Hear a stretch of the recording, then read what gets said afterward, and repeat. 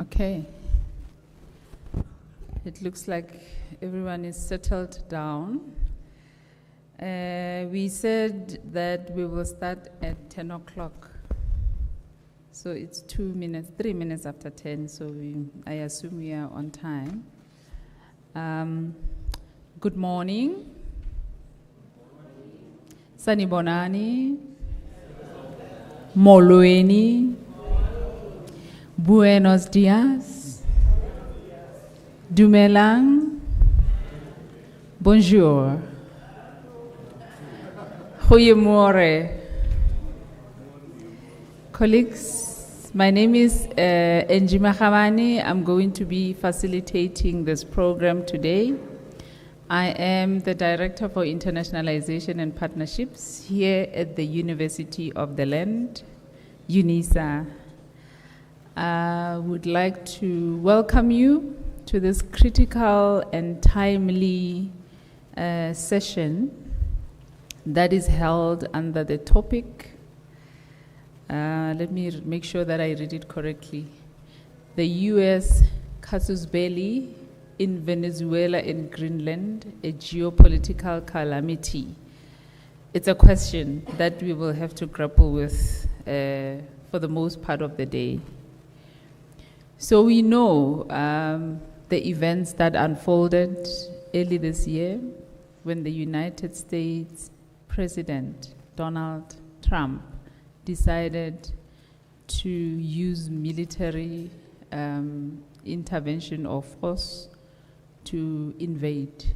That's the word I will use, to invade Venezuela and capture its sitting president, under the pretext of protecting Venezuelan people and all excuses.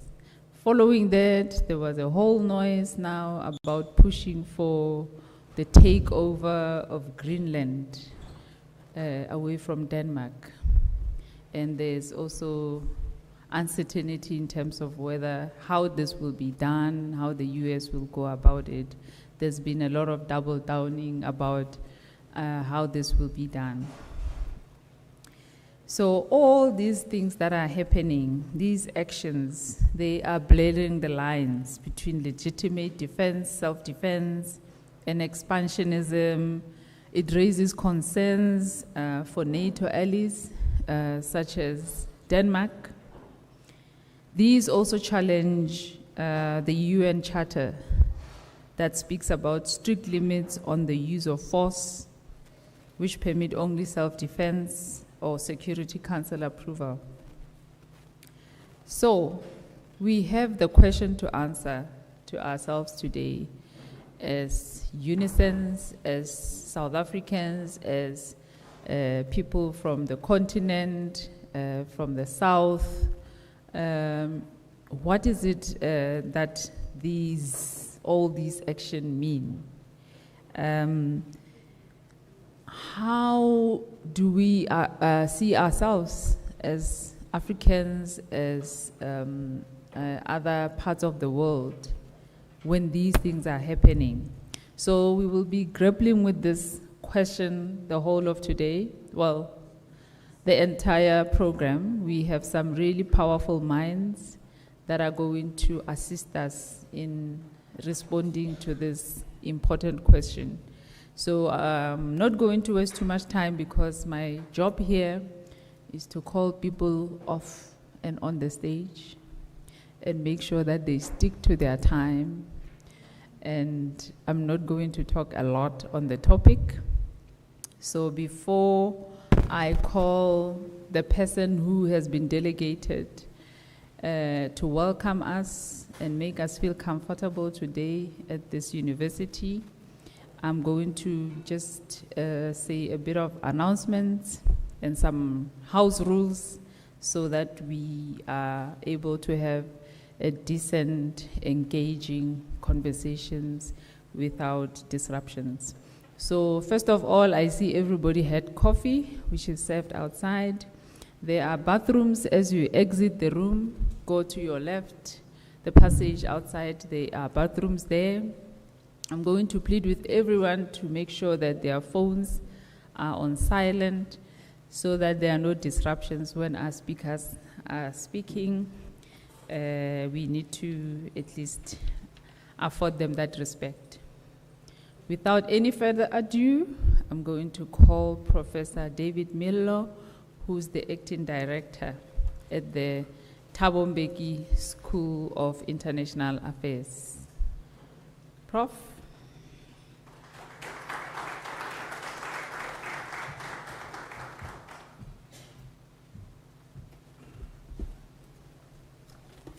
Thank you very much, colleague, and our program director for today. I'm actually standing here on behalf of the Executive Dean of the Thabo Mbeki African School of Public and International Affairs to welcome you. But it's also important that before I even welcome, I should start by acknowledging a list of people who made this event a reality. And I will start with our institution. Right at the top of this institution, we have the Chancellor, the former President of the Republic of South Africa, Thabo Mbeki.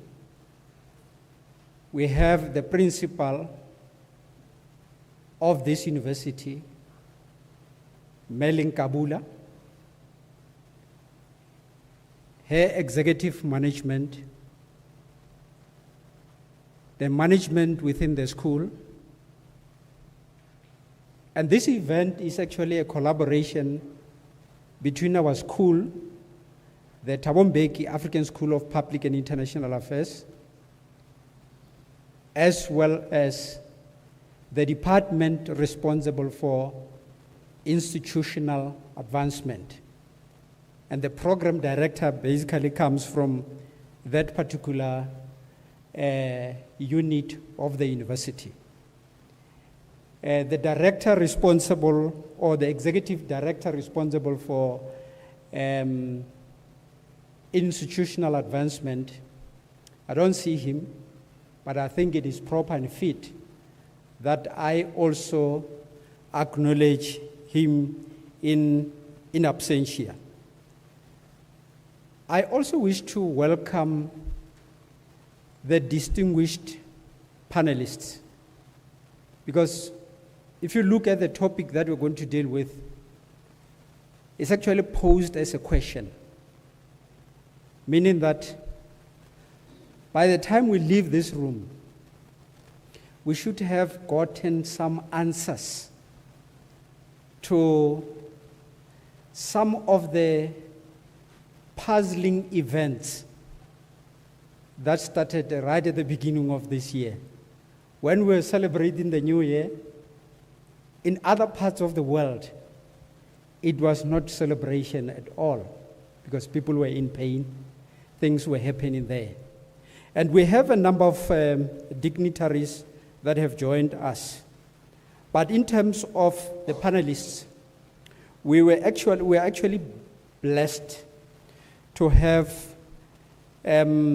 His Excellency, Dr. Carlos Feo Acevedo, who is the ambassador of the Bolivian Republic of Venezuela. So we are privileged that we can get some of the information from the horse's mouth. So I'll put it in inverted commas so that it doesn't mean anything other than what I'm saying. We are also privileged to have a veteran and I think also a scholar of international relations, Dr. Kingsley Makubela. He is the director of Risk Recon and former South African diplomat. He's sitting right here in front. I also have to acknowledge members of the diplomatic corps who are with us today. And I'll start with His Excellency Dr. Andri Nzapayeke, Ambassador of the Central African Republic and Dean of the African Diplomatic Corps. He's sitting right here in front. We were supposed to have Her Excellency Professor Sanji Munaching, High Commissioner of Botswana. I believe if she's here, she's acknowledged, because I didn't see her in the room. Her Excellency Ms. Rasa Jangkuang Kaite, Ambassador of Lithuania. His Excellency Abdul Qadir Abel Wahab, Ambassador of Libya. I'll also acknowledge His Excellency Mr. Ahmed Sharif, Ambassador of Egypt, is sitting right in front of me. His Excellency Mr. Fumio Shimizu, Ambassador of Japan, sitting right here. A retired South African Ambassador, Dr. Genge, and Ambassador Nhlapo.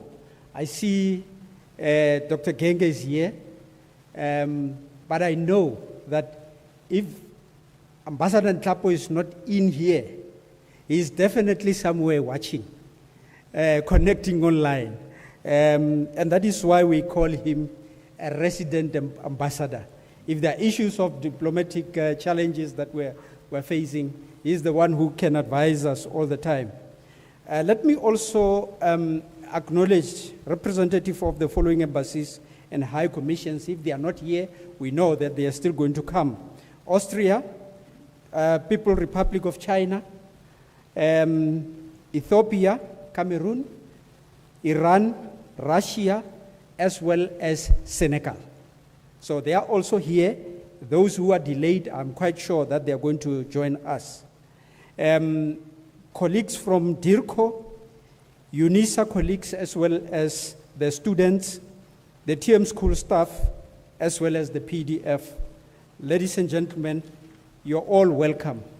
And I know, Mantula, I'm going to single you out because you were one of those people who were basically saying, this must happen. It must happen. And thanks to you for being able to persuade those of us, perhaps we may have been skeptical, to end up agreeing that this event must happen. I did mention right at the beginning that as the whole world was actually enjoying the new year, our fellow Venezuelans were not really happy people. And this is the reason why we're having this session. Now, before we can even start discussing what, why, we also have to go back in history to say, in history we had the establishment of the international organizations. And the establishment of international organizations was also linked to the establishment of international law. Now, what happened on the 3rd of January? Is it something that is in international law? Now, I'm sure among all of you, ladies and gentlemen, we have students of international law. We have students of international affairs and diplomacy. We have students of political science. And I'm sure as they sit in their corners, as they read the textbooks, some of which were written by us academics as well as the practitioners, you begin to ask yourself, is what is written in the textbook explaining what is happening in Venezuela? Is what is written in the textbook explaining some of the utterances regarding countries that may follow the same fate? There were utterances regarding Venezuela. And as these events are unfolding, we have to ask ourselves, what is the power of the UN? Is the UN relevant as it is? Or is the UN a body that needed to be reconstituted so that we do not have this event taking place? Because as I was listening carefully to what the President of the US was saying, I'm also asking myself, are we not allowing a bad precedent to unfold? Are we not going to allow, as a world, a series of events that are going to be untenable, a series of events that are going to lead to a pattern that will end up displacing a lot of people, a pattern that will rely on the military might of one country at the expense of the other? Now, when international law was established and international organizations were established, when we moved away from the League of Nations to the United Nations, and I'm sure when we read in books, prescribed books, and we look at what happened in the past, I'm sure the world was very hopeful that if we establish these institutions, we're likely to have a lasting peace. And with the establishment of these institutions, the world was basically saying that the era of conquest and conquer actually belongs to the past. Because in this era that we find ourselves, we rely on diplomacy. If there are problems, we talk. We don't send fighter jets. We try to resolve problems amicably. In instances where we are unable to resolve problems, then we invite third parties.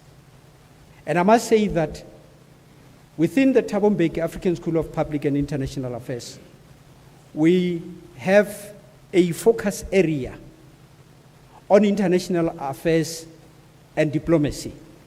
And this focus area can admit students until at PhD level.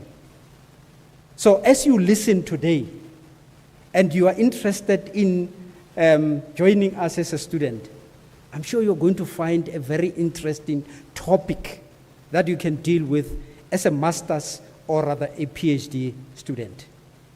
Program Director, thank you very much. And ladies and gentlemen, you're all welcome. Enjoy the deliberations.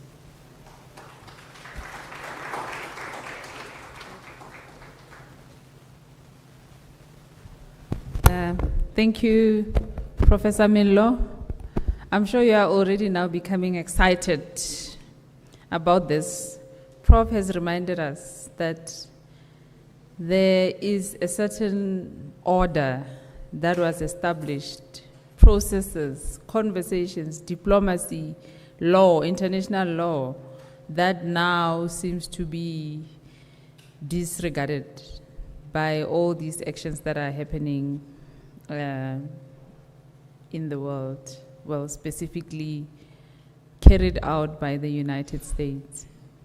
So the question that Prof is also asking is, what is it that we are teaching young people that are in universities, young people that would one day take over and become leaders of the world? Are we saying to them, using of arms, conquering and fighting is the way forward? Or are we saying we need to re-evaluate, regroup, rethink about how we can enhance diplomacy, how we can enhance collaborations, how we can enhance mediation, have conversations, not fight? So as young people, I'm happy actually to see there are many young people in this room who are really passionate about international law, political science, international affairs. So please, as the speakers speak, take notes, because we are going to have a very invigorating discussion session for you to bring your views on board to the fore. Without much delay, there is a person in the program who is going to provide us with some background and context. He is going to set the tone for the discussions today. His name is Dr. Chido Nyere. He is a postgraduate fellow at the Thabo Mbeki School of International African Leadership and International Affairs. Am I correct, Prof? Yeah, Thabo Mbeki African School of Public and International Affairs. Public and International Affairs. It can be, we are used to saying TM School. So it has to be, we have to say it correctly.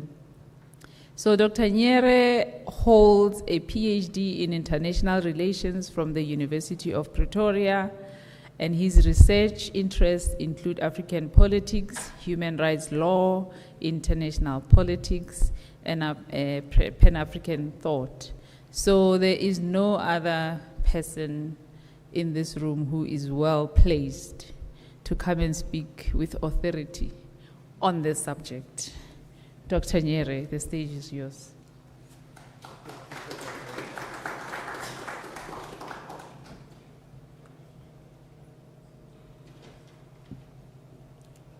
Thank you so much, Program Director. You are very kind. I stand on the protocol as already established by Professor Melo. Good morning, ladies and gentlemen. So today, we are gathered because of an event that took place on the 3rd of January, the invasion of Venezuela. We call it an invasion because clearly it is a transgression of international law and the doctrine of state sovereignty. Now, we have framed this discussion as follows: the US Casus Belli in Venezuela and Greenland, a geopolitical calamity. Maybe it's important for us to explain that Latin dictum, Casus Belli. It simply means a reason to declare war. And this is exactly what we are saying. We don't shy away from uncomfortable truths.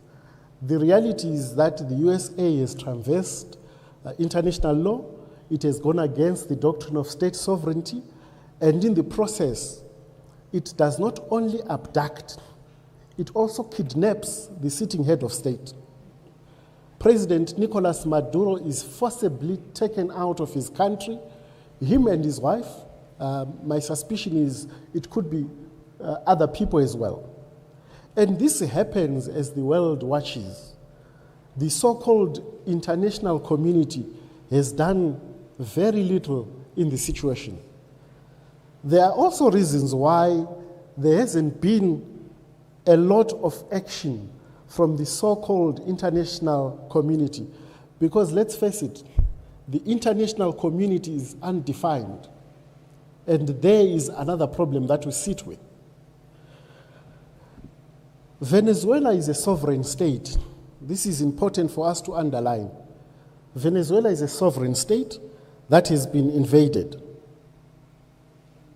So what is alarming is that principles of state sovereignty and non-use of force by the United States of America seem not to bother the international community well enough. What we also want to highlight is that President Nicolas Maduro and President Trump, they are actually equals at international law. They are equals. And this already calls to mind George Orwell's Animal Farm, where some animals ended up being more equal than others. Is this not the case that we sit with today?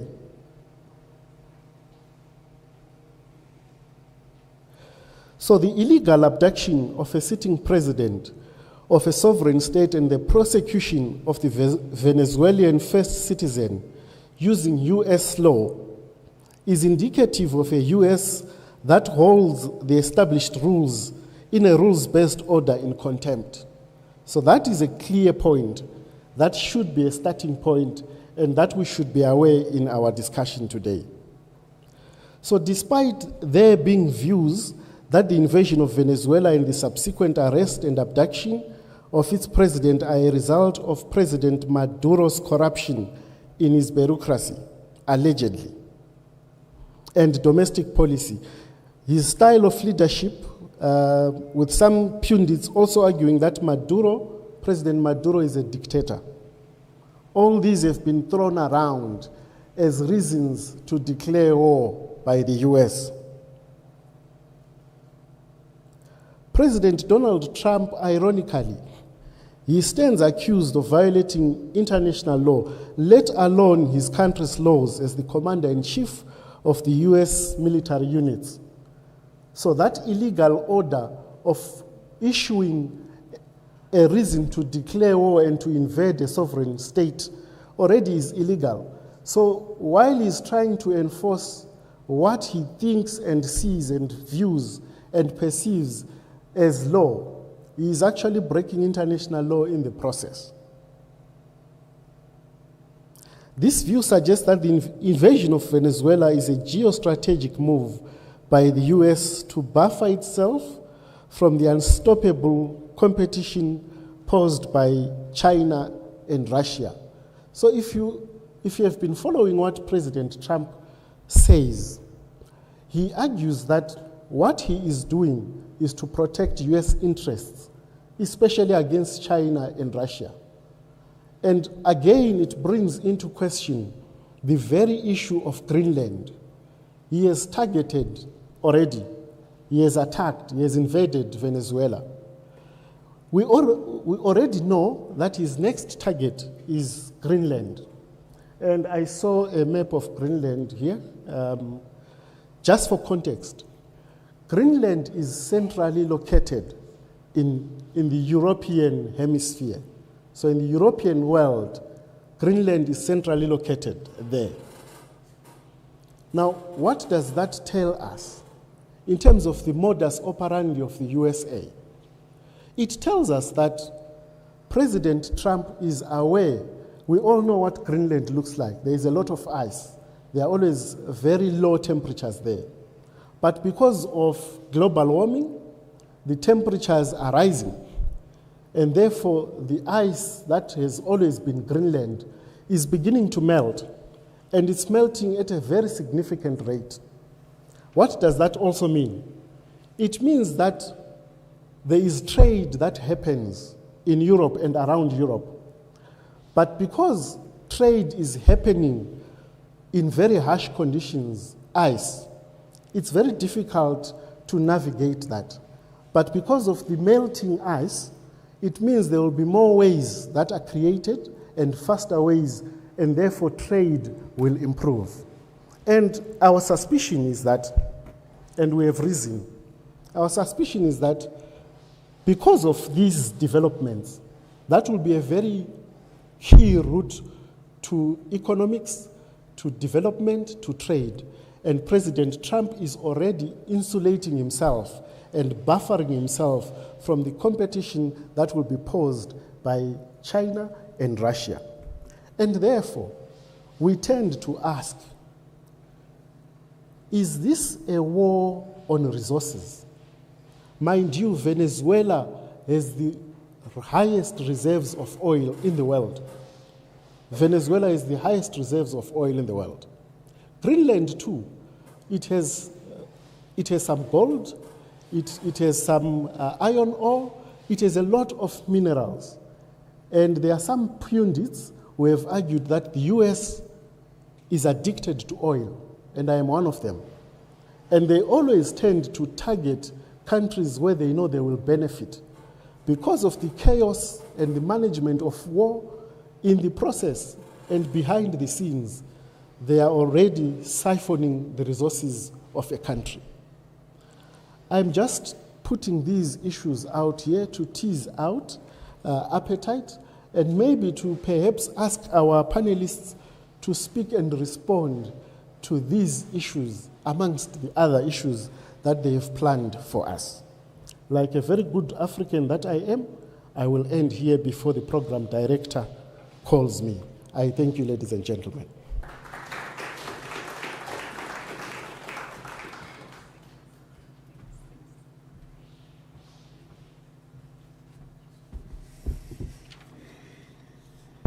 I see today we have very disciplined program participants. Perhaps they were well prepared. That's why they are able to stick to time and raise their points within the allocated time slot. Thank you so much, Dr. Nyere, for now teasing out all these points that make us think out of the box now. What are the possibilities? He has raised two issues, the issues of trade, issues of minerals, the issues of oil in Venezuela and other minerals in Greenland, also the issue of the US trying to position itself ahead of Russia and China. So there seems to be competition here, well, or perceived competition, because Russia and China have not done anything about in these two countries in terms of saying, yes, we want this, we want that, we want that, we are fighting for this. It's the US that is paranoid and saying people are going to go for things or the minerals that are in Greenland, therefore I have to get there first. I must be the one who get there first and take these things before they come. What kind of world is that? What kind of leaders think like that? So, without talking too much, I'm going to now allow perspectives from Latin America, delivered by His Excellency, Dr. Ambassador Carlos Feu Azevedo.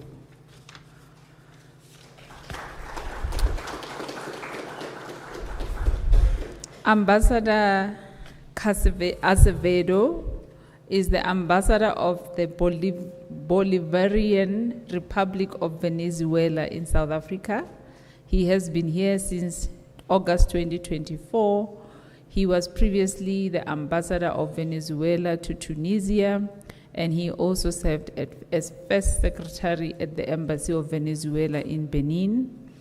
Ambassador Azevedo was a Director General for Africa at the Venezuelan Ministry of People's Power for Foreign Affairs. He was Commissioner at the Institute for Strategic Studies in Africa and in its diaspora. And from 2000 to 2002, he was Professor in Psychology of Communication at the School of Social Communication at the Central University of Venezuela.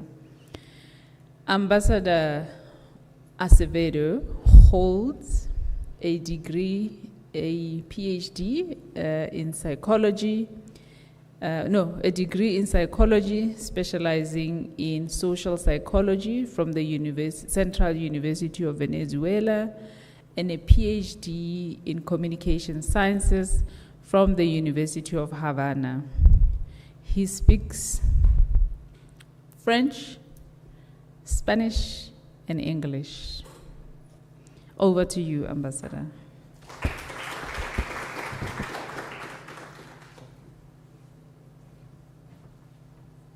Thank you very much, Program Director. Good morning, ladies and gentlemen. Good morning, dear colleagues, representatives from the embassies accredited here in South Africa. It's an honor for me to be here. Let me begin to thank Unisa and the Thabo Mbeki African School of Public and International Affairs for inviting me and organizing this important activity that concerns us all. As I have prepared my presentations in three parts regarding what happened in Venezuela on the 3rd of January, why did it happen, and what are the perspectives now.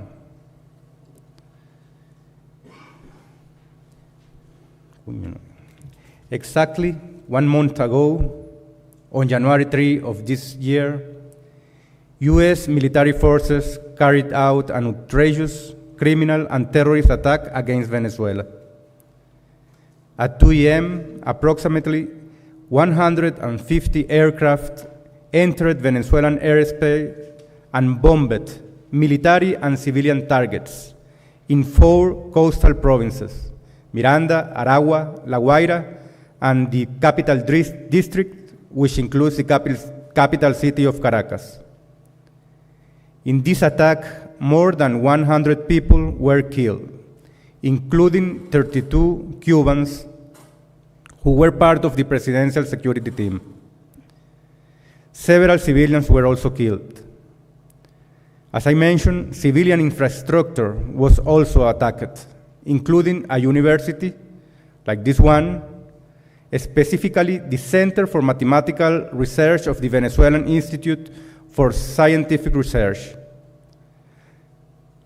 Was also bombed a pharmaceutical factory and a civilian airport.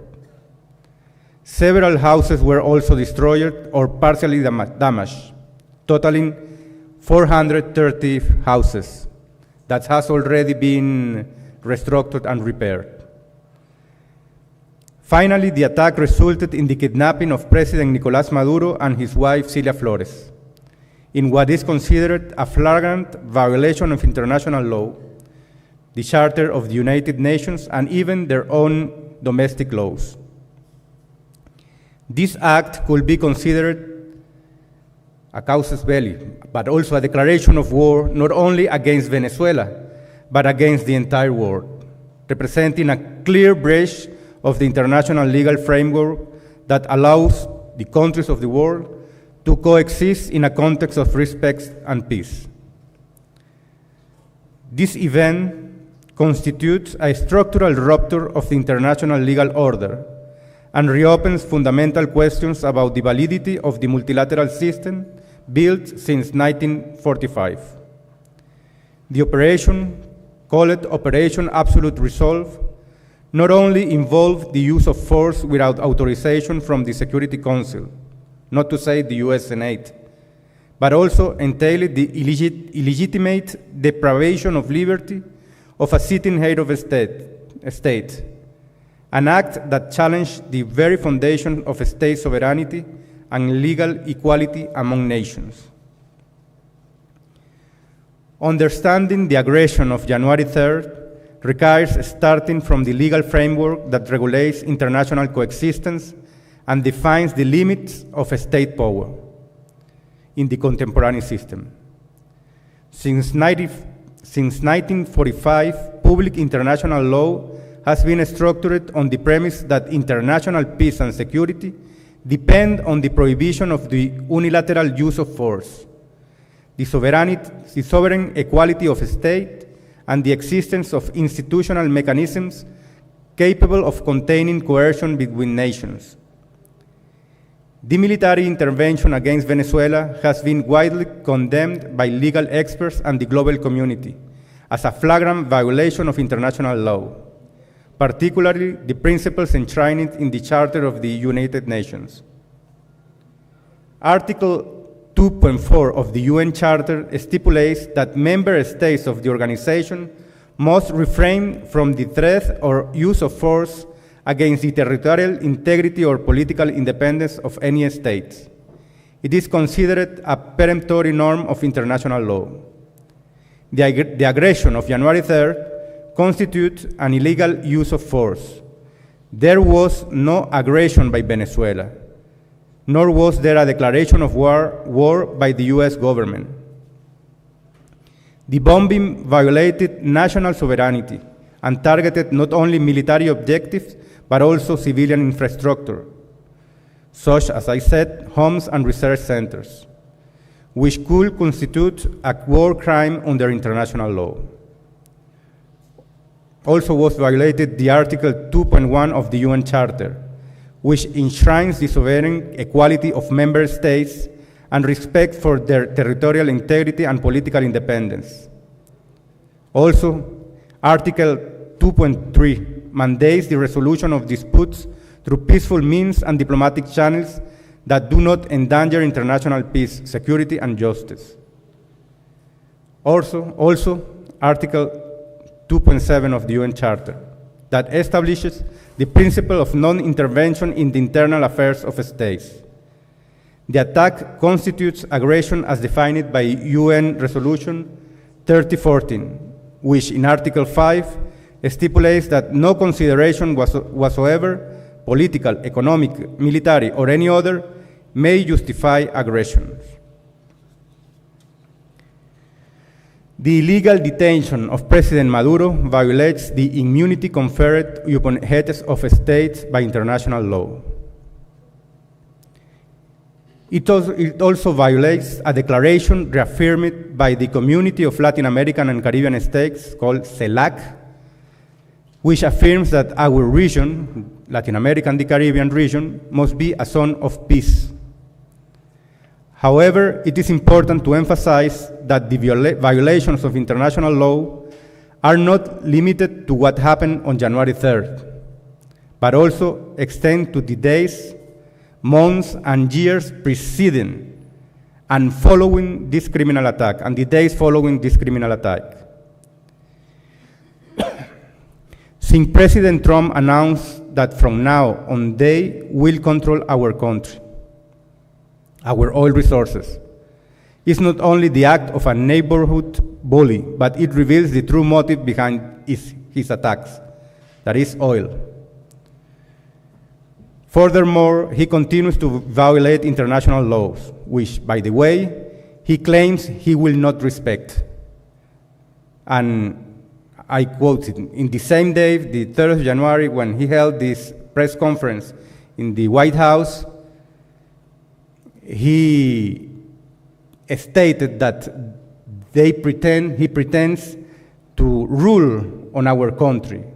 And immediately he threatened also other countries, such as Colombia, where President Gustavo Petro was threatened by him, but also Mexico, Cuba, and therefore even their own allies, as we have seen with Greenland, and now threatening also Iran.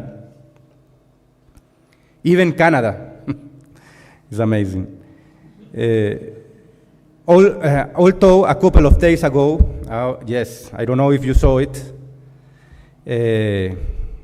in their imperialist and colonialist pretensions, President Trump said, when he was asked about Greenland being the 51 state of the USA, he said, no. Greenland is not going to be the 51 state. The 51 state is going to be Canada. Greenland is going to be the 52. and Venezuela perhaps the 53. So he jokes with it. It will be hilarious if we don't see the nuclear power backing these amazing statements that he made, even in a joke tone. So, it's what we have to face in Venezuela and in the entire world. So what happened in Venezuela the 3rd of January is a clear and flagrant violation of international law, and is a risk and a danger for the international community at its whole. But what did happen? You have said it. It happened because of oil. It was revealed the same day of the aggression, of the attack. In this press conference held in the White House, you know, to attack Venezuela, the pretext they have is that President Maduro was a head of a narco-terrorist organization called Cartel of the Suns.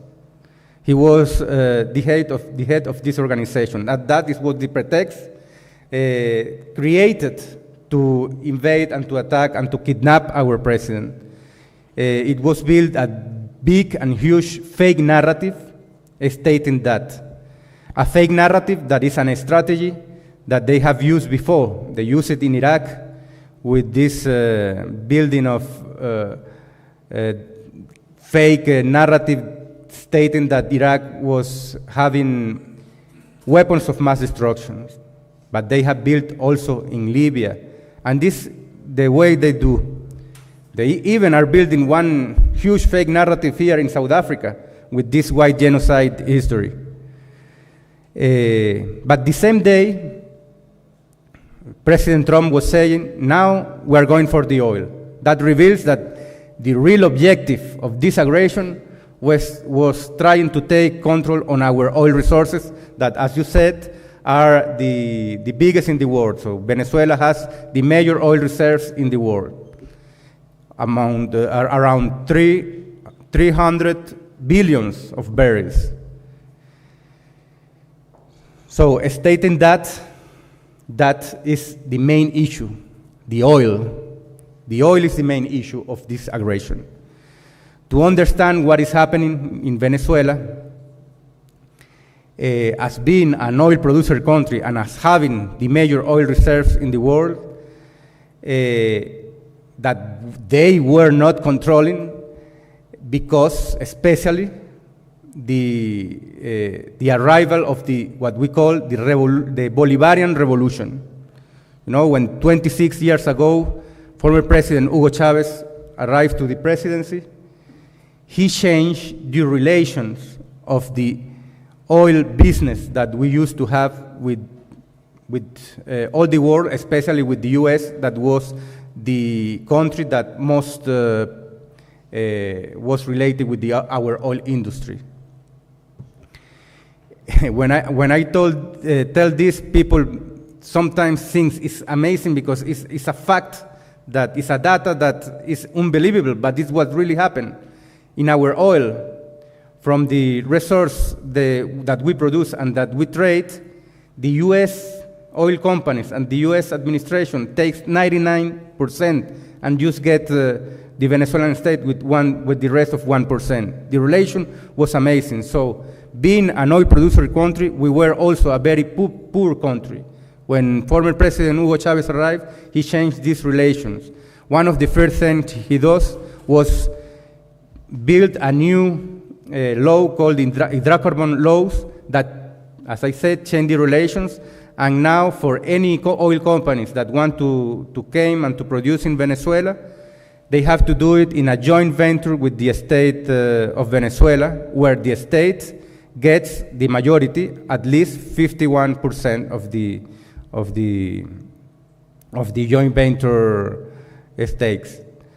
That changed absolutely the relation of the oil deals.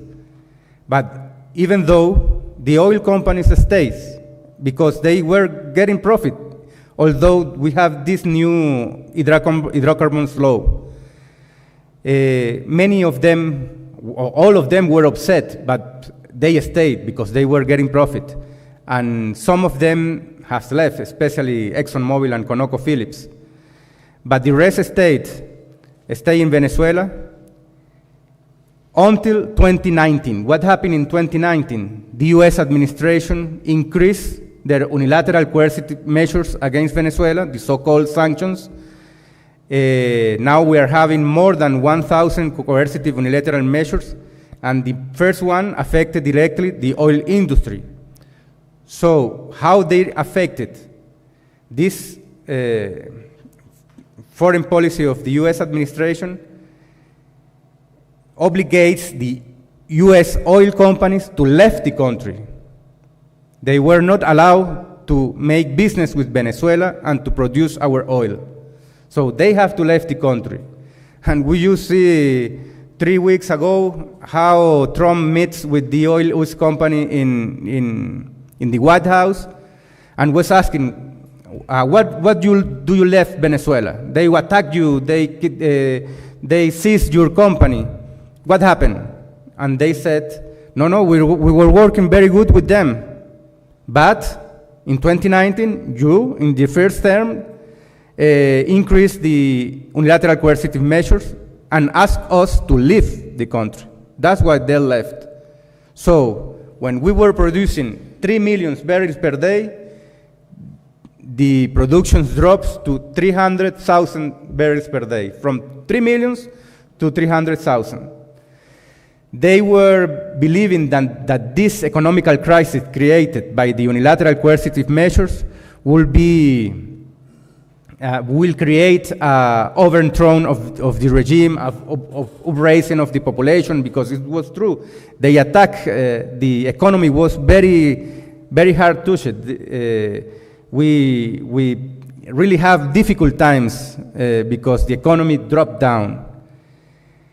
But little by little, the national program implemented by President Maduro in that time allow us to increase our national production on the other fields, such as agroalimentary field, but also the oil industry. So we are now producing 1.2 million barrels per day.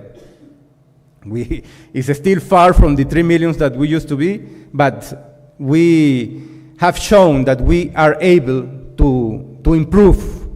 That's why in the 4 last years, Venezuela has had a progressive economic growth for 5 years. So each quarter, we have a growth in the economic growth.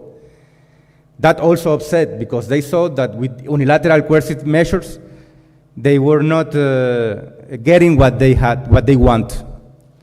And also we increased our relations with our allies countries, such as China, Russia, and Iran, that has also allowed us to increase this production. So they decide then to take this step, this dangerous step of having a military intervention to overthrow our revolution. That I should say hasn't succeeded, although we saw in the media. They succeed to kidnap President Maduro. They kill our people. But the government is still in place. And the Bolivarian revolution is still in place. And our institutions are still in place. It's true, it's very hard, it's very tough times we're living now, also because the threats are also still in place. The US military ships are still on the Caribbean Sea, and the threat is even, Secretary of State Marco Rubio said to acting President Delcy Rodriguez, the acting president of Venezuela right now, said that she didn't follow his instructions, she's going to suffer a destiny worse than President Maduro. Is the kind of situation that we have to deal with.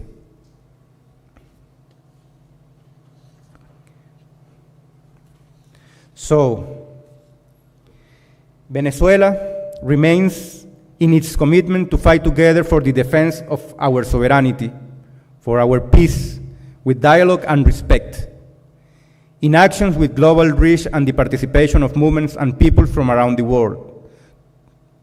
First of all, to demand the freedom of the release of President Maduro and his wife Cilia Flores, as well as to uphold the principles of international law, deliberately violated by the external military aggression of January 3rd, perpetrated by the US administration. We are committed to safeguard the country's constitutional order. The Venezuelan state activated legal and constitutional mechanisms that guarantee the republic's stability in the face of the situation created by the illegal external aggression against Venezuela. This includes the activation of the National Defense Council, which coordinates all national branches of government. Furthermore, in accordance with the Constitution, the decree declaring a state of external emergency signed by President Maduro. Given the forced absence of the head of state, Nicolás Maduro, the Constitutional Chamber of the Supreme Court of Justice, the only body authorized to interpret the Constitution, ordered that Executive Vice President Delcy Rodriguez assumes all the powers, duties, and responsibility of acting president in her. This is acting president Delcy Rodriguez. In her first speech as acting president, she reaffirmed that the president of the Bolivarian Republic of Venezuela is still being President Nicolás Maduro. He is now the president of Venezuela, who has been kidnapped by the US administration and is currently a prisoner of war in a US prison in Brooklyn, New York. In this regard, the acting president emphasized the three priorities of the national government today: demanding the release of President Nicolás Maduro and his wife Cilia Flores, defending national sovereignty and independence, preserving peace and stability, and consolidating the economic growth. The release of President Maduro and Representative Flores, because she is also the First Lady, but a member of Parliament, is now a global cause articulated through the Bring Them Back movement, or Bring Them Back international campaign, which is expressed daily in messages displayed at demonstrations, rallies, and in letters, mural, image, and international forums.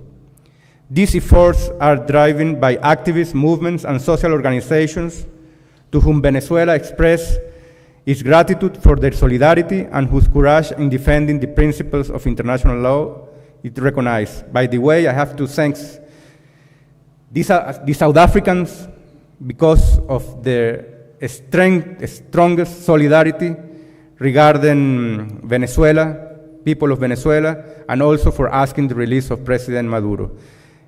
South Africa has been very active. Even the government, the same day, released a very strong and clear statement condemning the US military aggression, and President Ramaphosa also has asked for the release of President Maduro. But plenty of political organizations and social movements of South Africa has also organized picket on the US consulate, has also organized march, also in many cities, Cape Town, Durban, Pretoria, Johannesburg, condemning the US military aggressions, asking for the respect of international law, and asking for the release of President Maduro. That is one of our priorities now. So Venezuela is now strengthening its legal framework to boost oil investments, the resource of which will be allocated to funds to guarantee social protections, as the Bolivarian Revolution has historically done. Furthermore, the Program for Coexistence and Peace has been activated, an initiative that brings together all sectors of the country that advocate for genuine dialogue, free from extremism and foreign interference.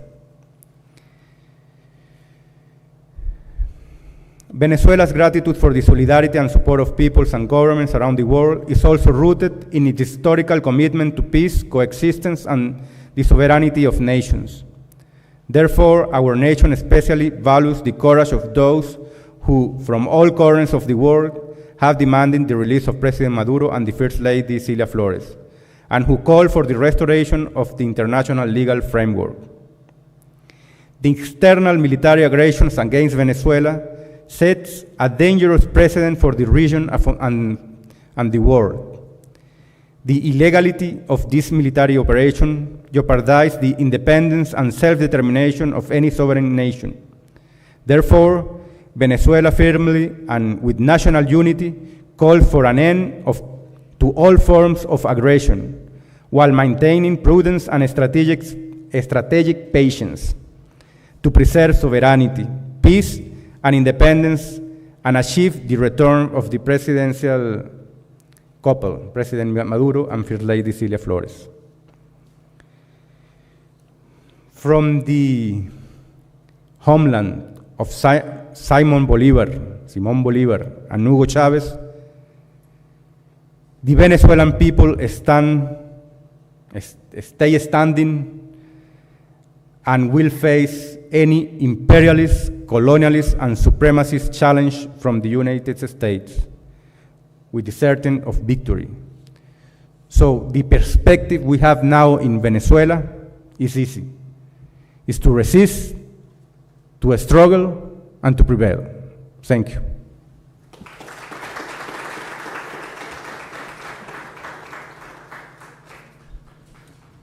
Thank you. Okay. Thank you, Ambassador, for this detailed information.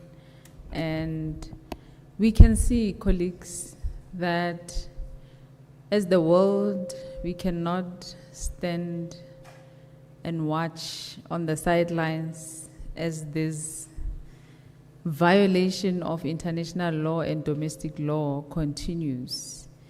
The Venezuelan people have the right to protect themselves, to revolt, and against this clear violation of laws, and also this exploitative relationship or economic relationship that's coming across as a result of these invasions. We can see that it's more about oil, the minerals that are supposed to build, its proceeds are supposed to build and support the people of Venezuela. They come in the form of threats. It's not collaboration, it's not trading, it's not conversations, it's war. So what are the people supposed to do in this instance? And what are world leaders supposed to do? I think that's a question that we would need to answer today. So before I hand over to the next speaker, I would like to acknowledge His Excellency Ambassador Mauricio Montalvo from the Embassy of Ecuador. You're welcome, Ambassador. Okay, next speaker is going to... Thanks. Our next speaker is going to provide an African perspective. We heard from the Latin America, now Africans. What are we Africans doing? What are the implications for us as Africans in the global South? I'm calling now on stage former Ambassador Dr. Kingsley Makubela, who was born in Soweto and started his career in international relations as head of the security team of the O.R. Tambo, leader of the African National Congress during his exile times at the age of only 24. He represented the ANC at the United Nations during the complex years of South Africa's negotiations and served as Chief of State Protocol in the former President Nelson Mandela's administration.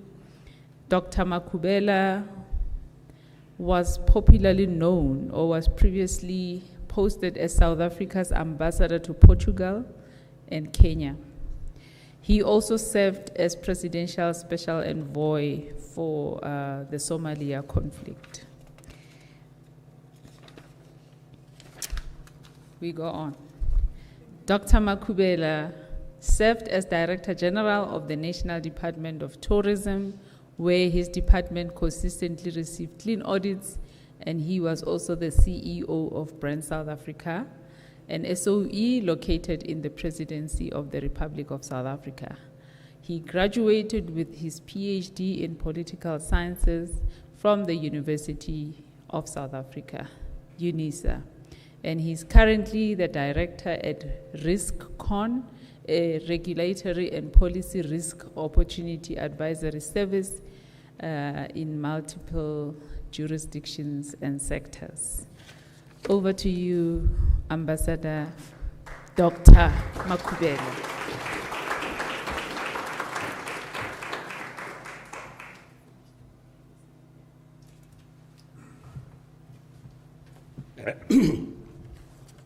Thank you very much, Program Director,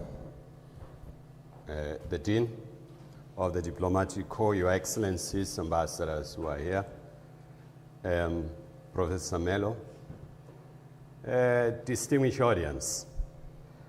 I haven't listened to the previous speakers. I perhaps thought maybe I should just take a bit of a different approach in terms of this discussion, and maybe look into a little bit of context with regard to Venezuela. Venezuela has about 303 billion barrels of oil in reserve, the largest in the world. The US produces about 12.9 million barrels of oil per day, and it consumes 19.7 million barrels of oil per day, so it has to make up for the deficit. The challenge of oil that the US has, it's able to import large quantities of oil from the Middle East to make up for the shortfall. But with the dynamics that are taking place in the Middle East, it presents a dilemma for the United States. And the build-up of this conflict that we are seeing in the Middle East, it compounds the challenges of the United States.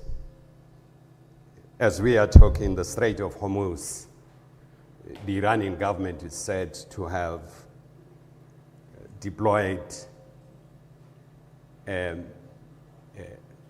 some hypersonic missiles to counter the encirclement that is building up around there. But that raises serious challenges in terms of the movement of oil and gas around the world and the supply chain around the world. Compounded, of course, by the fact that there's a stranglehold on the Strait of Bab al-Mandab, that the Houthis have absolute control around it. So these dynamics have serious impact in terms of the global supply of oil and gas around the world. And big countries that really consumes large quantities of oil are seriously impacted by this. Not only the United States, China, it's also impacted by this. China compared to the US, I think China consumes about 15 million barrels of oil per day. And I think China produces in the range, I don't have the statistics with me here, in the range of 5 to 6 million barrels per day. So there's a big need and demand for oil. So the appetite for oil within the United States system, it's something that is not going to rescind now. 5 years ago, the Russians decided to flood the market with oil. And it puts down the price of oil, if I recall, close to $40 per barrel. And that decimated the oil industry in the United States, particularly around Texas, because they have deep oil drilling. So if oil prices pushes down to $40 per barrel, it's not conducive, it's not profitable. That's why a lot of companies were compelled to shut down. But that's the leverage that the Russians are having. That's why the argument around the boycott of the Russian oil that is being advocated by the United States has to do with this geopolitical dynamics and the balance of forces, and to ensure the survival of the oil industry within the United States. Venezuela, it's one of the richest countries in the world.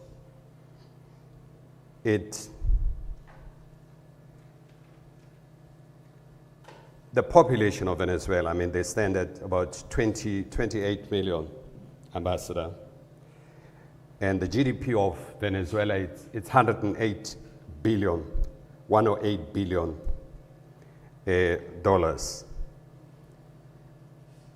But the challenge is the inflation of Venezuela, which is projected to be at about 180% as we are talking.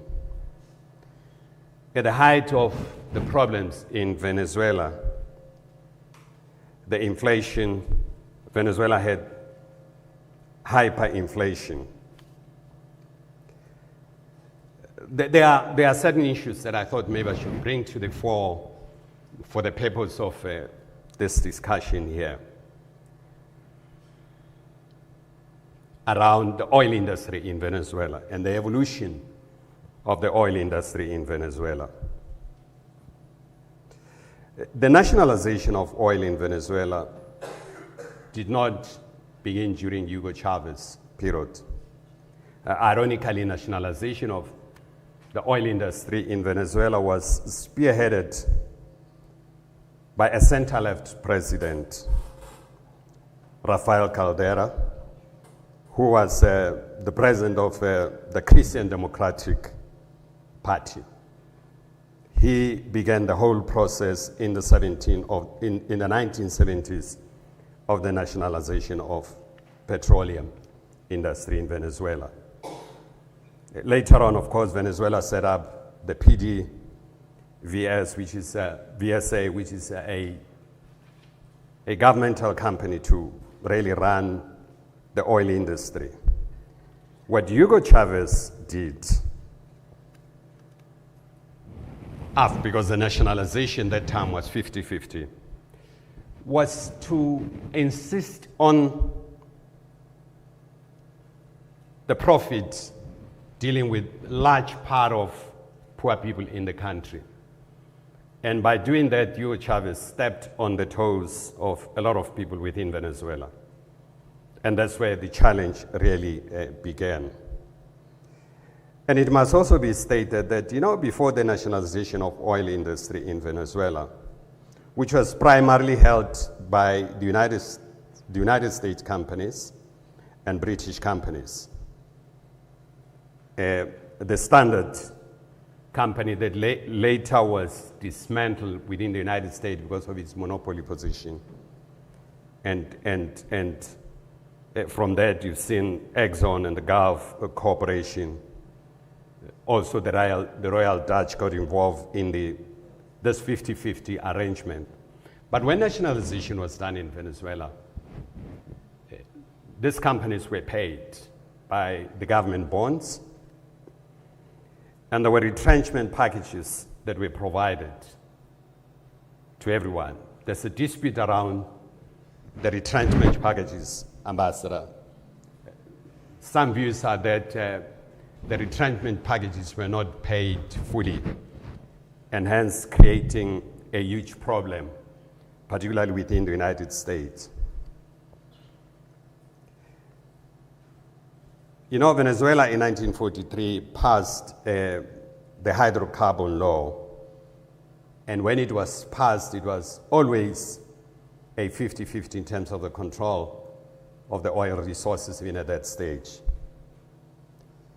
Venezuela is a founding member of OPEC in 1960, but OPEC has been very quiet even during these turbulent times. They are not saying anything.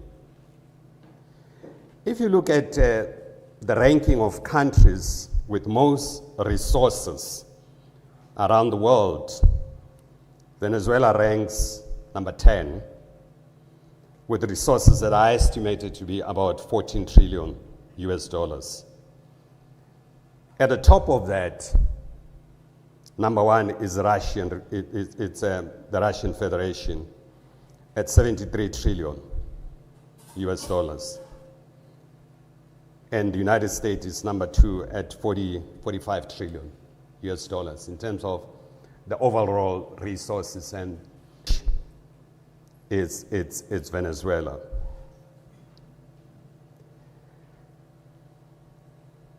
It's the United States driven mainly by its quest for oil reserves, or are there bigger strategic issues in terms of the evolving situation in the Venezuela? I would argue that the narrow focus around Venezuelan oil, it sometimes masquerades and hides the bigger intention around the geostrategic realignment of forces around the world. And I think it's a bit unfortunate for a country as strong and powerful as the United States to want to focus on the Southern Hemisphere. What Monroe described in his doctrine of the Monroe Doctrine. The United States is bigger than that. The United States should have the ambition to influence global issues beyond the Western Hemisphere, particularly during this period of turbulent time, realignment of forces, multipolar world. The new sources of this multipolar world are yet to be clearly defined. I'll be very delighted at one stage, Professor Mello, to hear from your output in terms of the sources of power in this multipolarity. What are they? What are the sources? How do you project this power? Traditionally, the projection of power has been through military and economy. Are we still talking about the same thing when we talk about multipolarity? If the focus is as narrow as economy and military, aren't we having a challenge in terms of the realignment of forces and the distribution of power among states?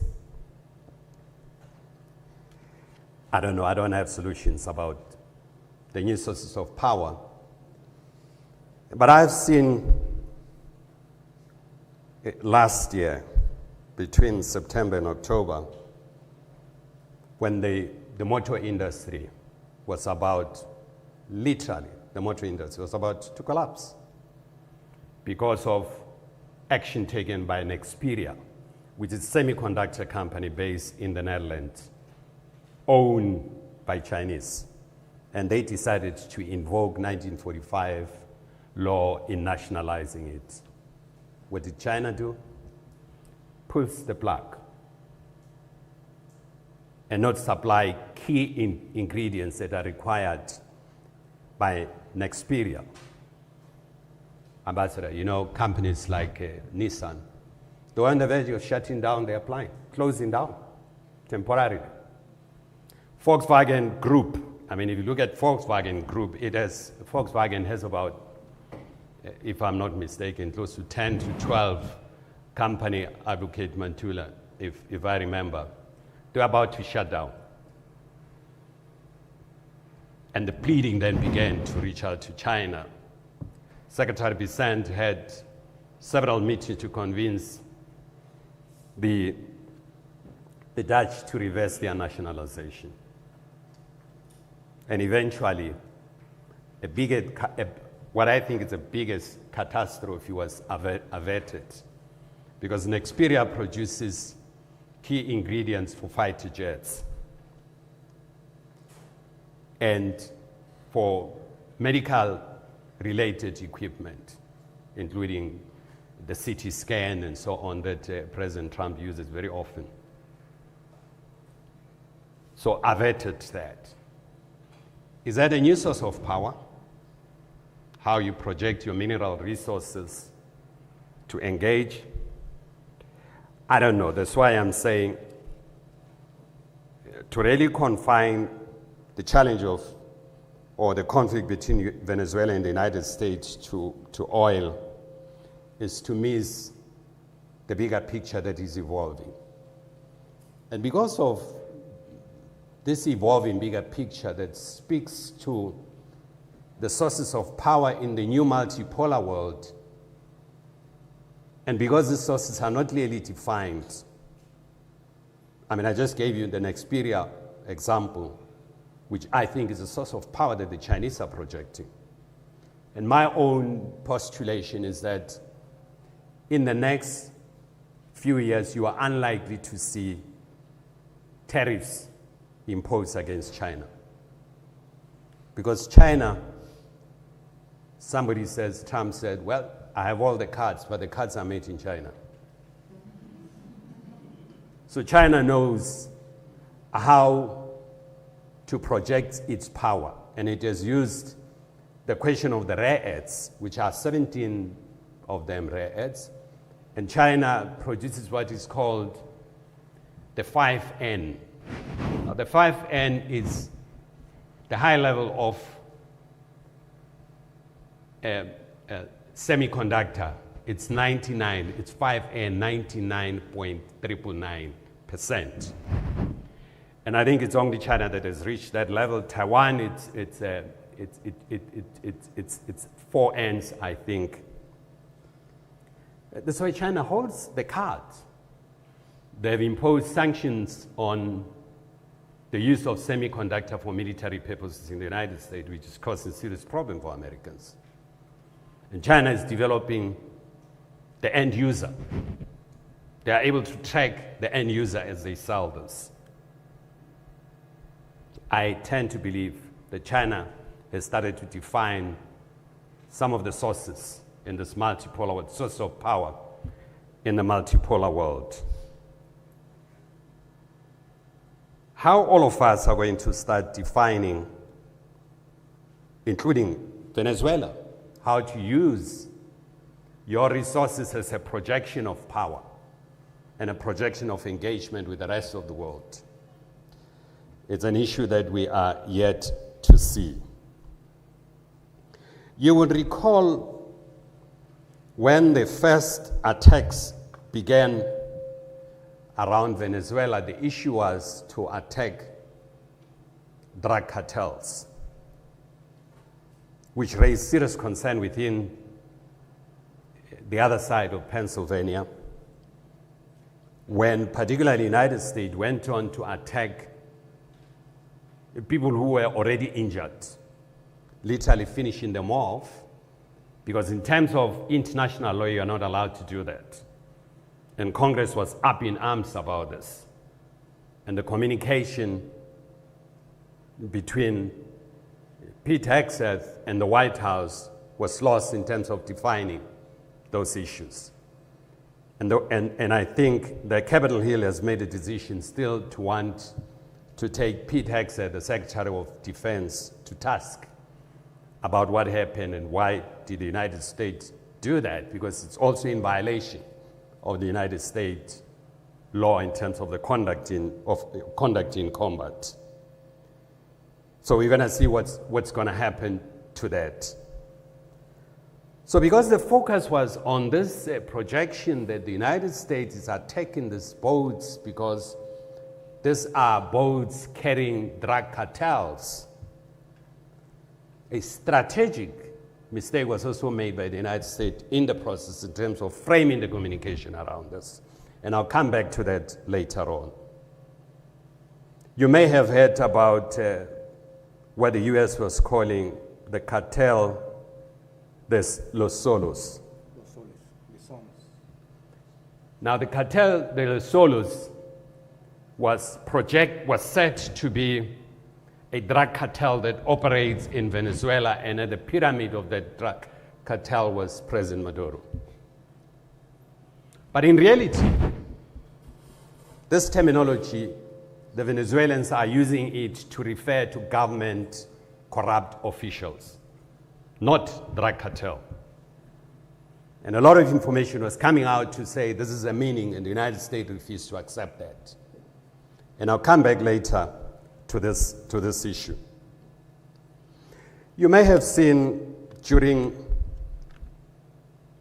the press conference by President Trump immediately after the kidnapping of President Maduro,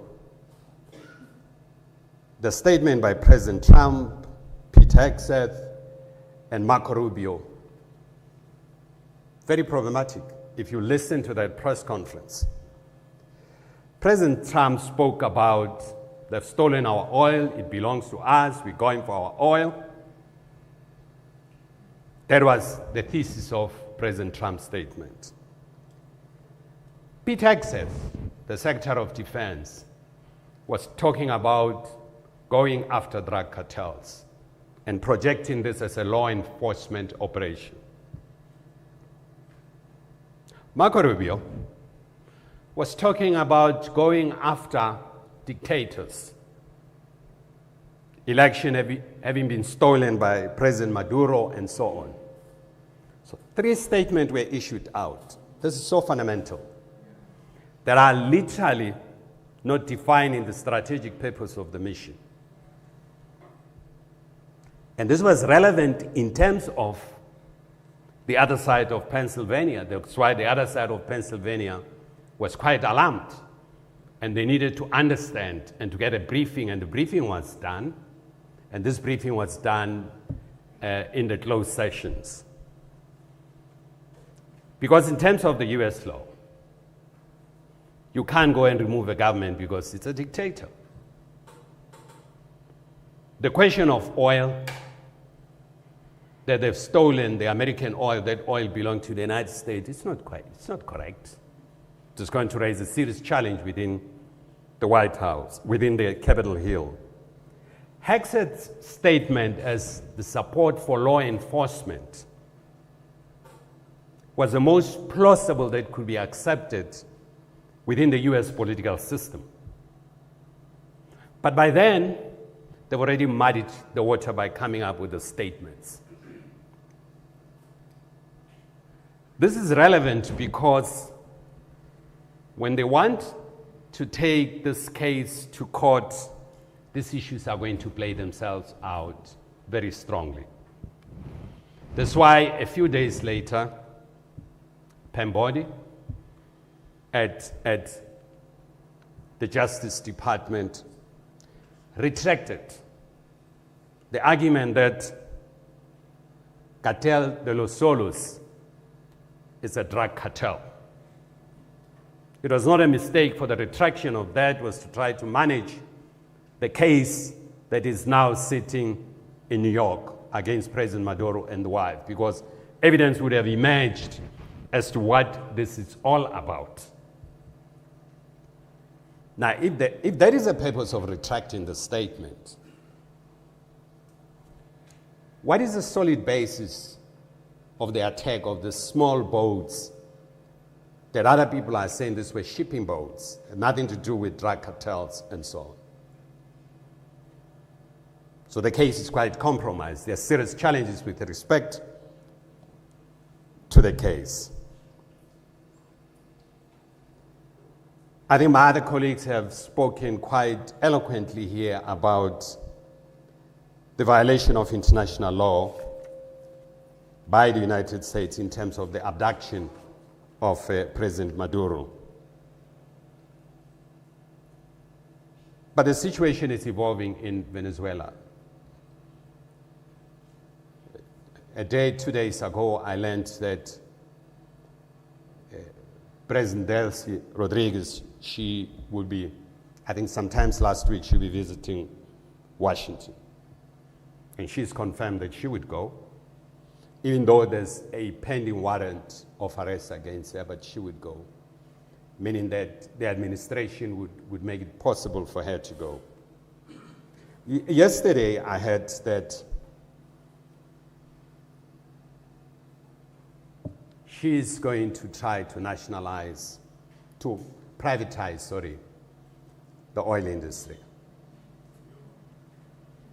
If she privatizes, if indeed the privatization is correct, and if she privatizes that, or come up with any form of loose arrangements around the ownership, because in terms of international law, oil belongs to Venezuela.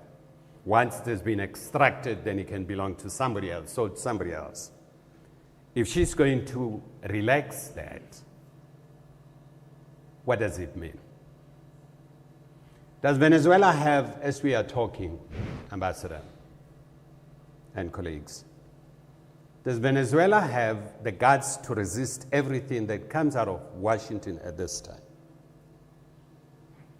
Do we really expect Venezuela to resist every conditionalities that are put by the United States? I don't know if Venezuela has the necessary power to do that. There are 3 conditions that President Trump spoke about that he would like to see. One of them is that Venezuelan oil should not be sold to the U.S. adversaries. And these adversaries are mentioned, 3 of them: the Russian Federation, People's Republic of China, and Iran, ironically. Iran has enough reserve. They just discovered 120 million barrels in the last 4 months. That's one condition. The next condition that the Americans are putting in terms of this is that Venezuela needs to have elections, which they realize later on it's not going to be possible to have the elections under the circumstances. The third key conditions were that this oil must be sold to the U.S. or it must go to the U.S. to manage that deficit that we spoke about earlier and the projected conflict that may arise and the tension that is there in the Middle East. And my understanding is that President Rodriguez, she refused all these conditions.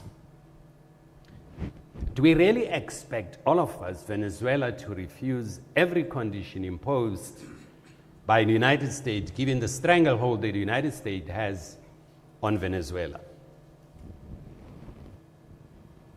I think it would be unfair to expect them to resist everything. It would be fair to say to Venezuelans they must look for a pragmatic solution that would also protect and save their own sovereignty. If you were to ask me what is that, I don't know. Maybe the ambassador can tell us at one stage. But they need to find a solution to manage their conflict with the United States. Some people may call it a sellout position because Maduro is sitting in prison.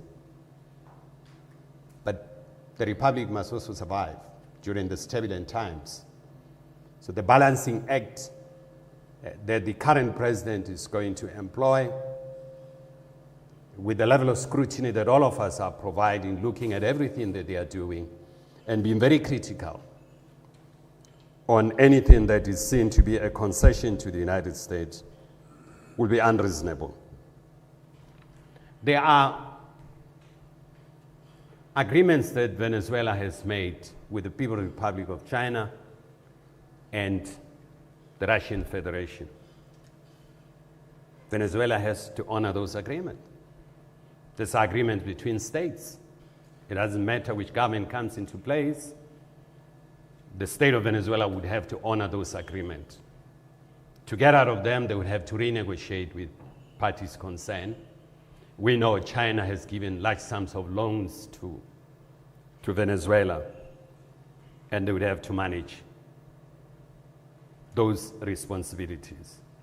I listened on Friday the appearance of Marco Rubio at the Capitol Hill around this issue of the legal obligation of Venezuela towards these countries. He was wishy-washy on this issue. What he only said is that as of last week, Friday at least, he said they've sold about 500 billion worth of oil, and 300 billion, is it million or billion, Ambassador? I'm getting confused about. The reserves. Billions, huh? Reserve 300. Yeah. Billions. Billions. And they've sent back 300 billion. They are holding 200 billion. And the question was, who is in custody of the 200 billion? He said, he's a treasurer. So what they will do is, as they sell this oil at market price, I think they've taken close to 6 to 7 ships of oil, tankers of oil, they will require the Venezuelan government to provide motivation for budget, what is the money going to be used for, and they would release that. And that's totally taking the sovereignty of the Venezuelan state away. What kind of ending all of us are looking for? Maybe it's a wrong question to ask us sitting here, because maybe we are biased, all of us, in one way or another. But I think we should look for a solution that would alleviate the challenges that normal Venezuelans are having. Ambassador, I'm a student of conflict resolution. And I've done a little bit of research around militias. And I've tried in my PhD research to argue about a theoretical concept that I called the 5th generation civil militia groups. And I argue that these militia groups, because militia has been an integral part of government system. You have the second, I'm speaking about 3rd generation civil militia groups. The 2nd generation are support services, auxiliary services the state calls at any time. But you have militias that are very fluid. They don't belong to anyone. And when I look at the Venezuelan situation, it has all the ingredients of this 3rd generation civil militia groups that are fragmented along very parochial interests. And you start to see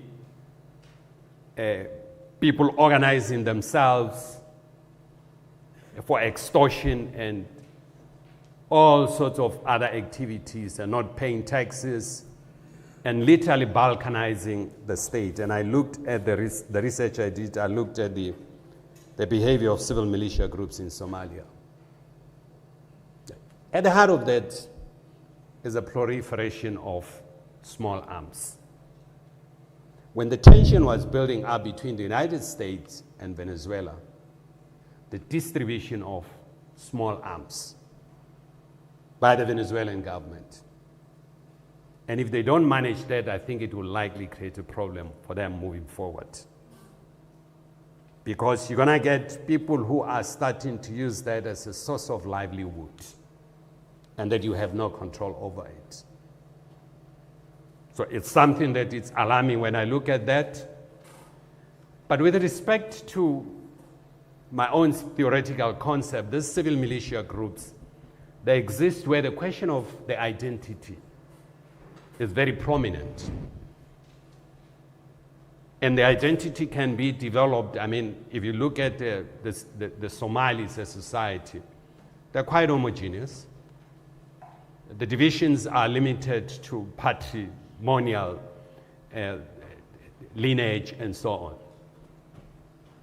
I don't know, I haven't done a research in Venezuela to look at how the society is composed and what are the likely pressure points for further division that may create this phenomenon, which once it's created, it's a huge problem. It's something that I think, where I'm sitting, needs to be better managed moving forward, because the proliferation of small arms and this kind of conflicts, they thrive on the basis of small arms, not big things.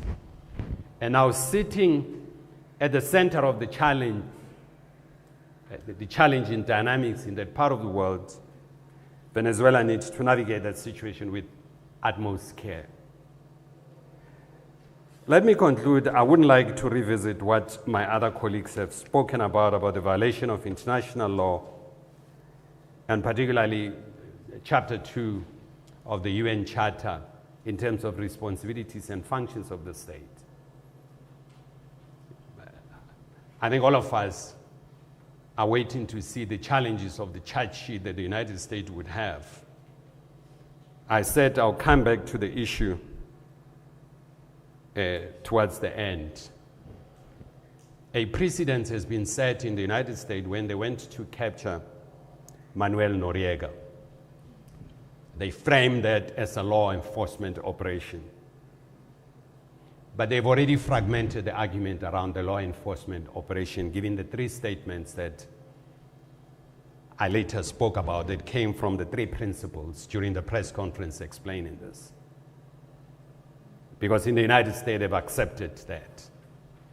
And because sometimes, particularly in most cases, the extraterritoriality behavior of the United States, it comes up very strongly, and it's accepted.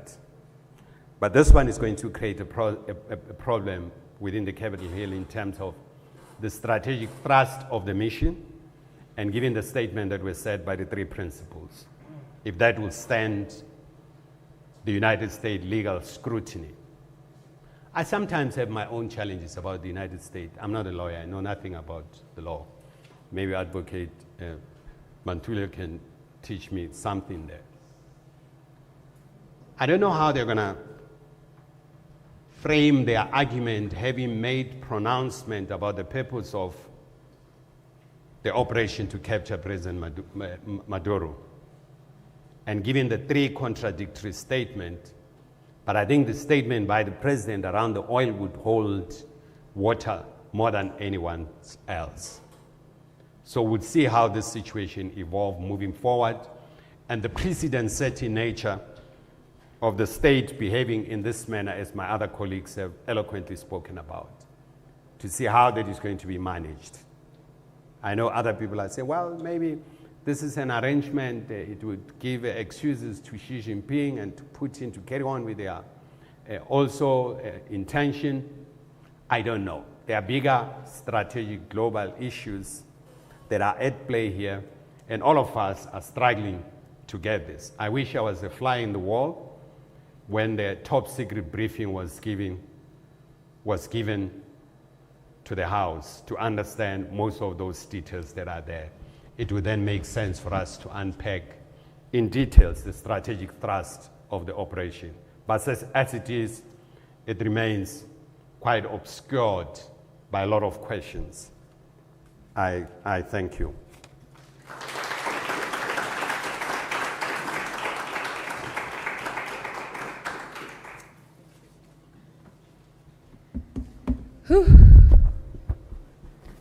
After this, then, I don't know. We now realize, as we discuss, that the people of Venezuela and the government of Venezuela is caught between a hard and a rock place in terms of what Dr. Makubela spoke about, especially with those conditions that have been set. How will they maneuver around making decisions, the decisions that favor them, that favor the people, and also ensure that they remain, they protect their sovereignty. So this we have really, Dr. Makubela, you left us with many questions, but I think people here will come up with solutions. We are here to help the people of Venezuela come up with solutions. Before I hand over to the next facilitator, I would like to acknowledge Mr. Christian Ambeto from the Embassy of the Republic of Congo. You are welcome.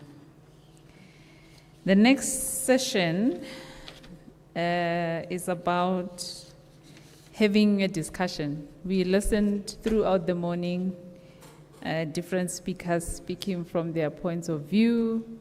Now it's time for everyone who is here to come on board and have a conversation.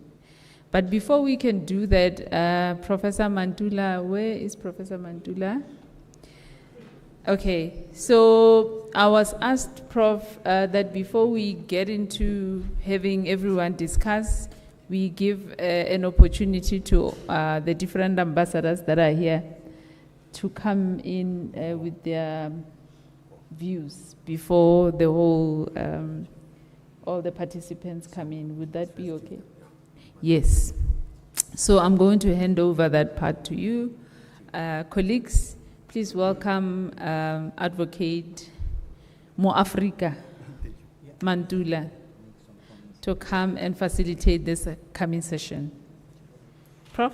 Thank you, ma'am. Thank you, Prof, and thank you to our two eminent guests. I think on that protocol that has been established, let me just allow the ambassadors who are here, if they want to speak from where they are. Any ambassador who wants to comment before we open this debate, because initially I wanted to, actually I was speaking to her, Ma'am Munacheng, the High Commissioner of Kgorong is here also, of Botswana. He was one of the jurists and a judge at the African Commission. That's why I still even recall her from Arusha and from the Gambia. Before, I wanted to give ambassadors a platform and we can open it to the audience, because the main issue for this debate was to allow the scholars, the students, academics, diplomats to can engage on this current geopolitical tension that we are observing and we are even witnessing. I think Ambassador was saying it's not only about Venezuela, it was also the threat on Iran, Colombia, the threat on Denmark and Canada, and also the threat on South Africa when there was this global traffic of tariffs that we saw in 2025. Before I can acknowledge Ambassador, is there any ambassador from the floor here who wants to say something quickly, what they will call the note verbal? Yes, Ambassador. Is there anybody from here, from the diplomatic corps, who wants to say something? Even the head is just nodding her head, he doesn't want to talk.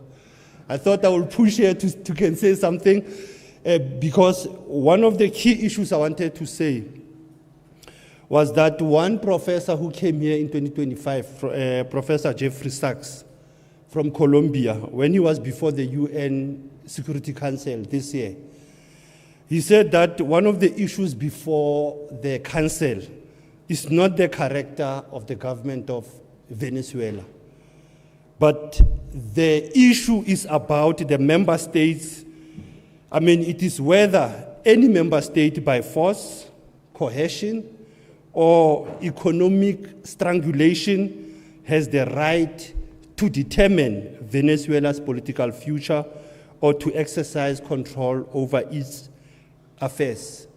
Now, the key question was that goes directly to Article 2.4 of the UN Charter, which prohibits the threat or the use of force against the territorial integrity or political independence of any state. I think Ambassador Carlos pointed more than 5 articles of the UN Charter.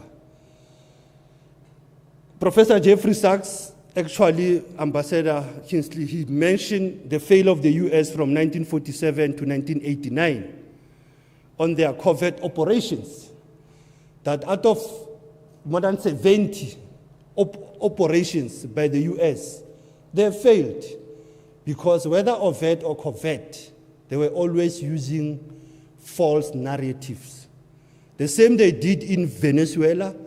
It was a law enforcement operation, but it was a military operation which was concealed from the Senate. Hence, it was an operation. It was not just abduction or ukutwala, kwa. Because you see, when you talk about ukutwala, it's an abduction, it's a kidnapping. But in this instance, we have to look at the issues that you have raised of international law, the key question that you have raised, Ambassador, of economic power. We have raised about multipolarity and unipolarity. Where are we sitting? As the school, in a few months, we are going to question the issue of multilateral organization. Probably some of the papers will question the role of the UN, will question the silence of the AU, will question the silence of the Latin America organization, even if we know that Brazil was very vocal. The African Union was clear. South Africa was clear. So the African position was that there was a violation of international law. And I think that's where we have to begin, because when I read on Ghana, member states who were presenting before the UN General Assembly. And remember, last month, Somalia was chairing.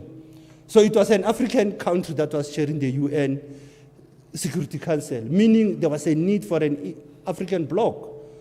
And there was, to say that the attack and the abduction and the ukutwala of the president of Venezuela and the wife was an unlawful act. But let me pause there. I'm not here to make a speech. I was just giving an overview before we can engage. To can say that one of the key questions are the lessons for the continent. I think for me, Ambassador, was the question of what they call the age of precision of power, the use of the drones, the use of the military power. The US have changed their Ministry of Defense to Ministry of War. It means that we are in the period and in the age of war. And how as Africa respond? How as Latin America respond? What is the BRICS Global South response to the attack on Venezuela, even on Iran? So for me, those are the key issues that raises the question of the African bloc and the African voice. Are we ready? Are we quick? Are we, beyond all of us having our gadgets here and our phones, are we aware of the precision of power that was used on that day?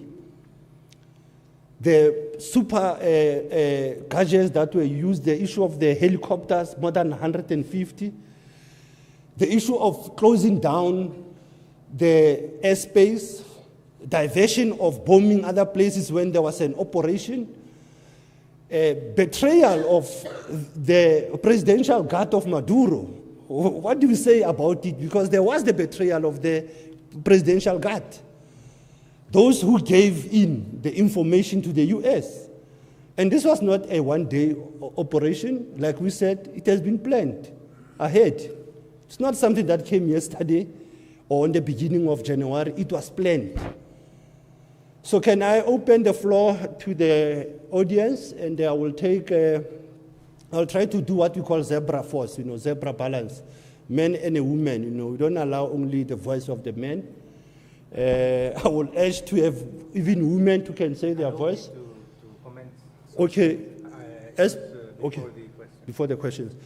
As they are raising their hands, Ambassador, let me give you the podium.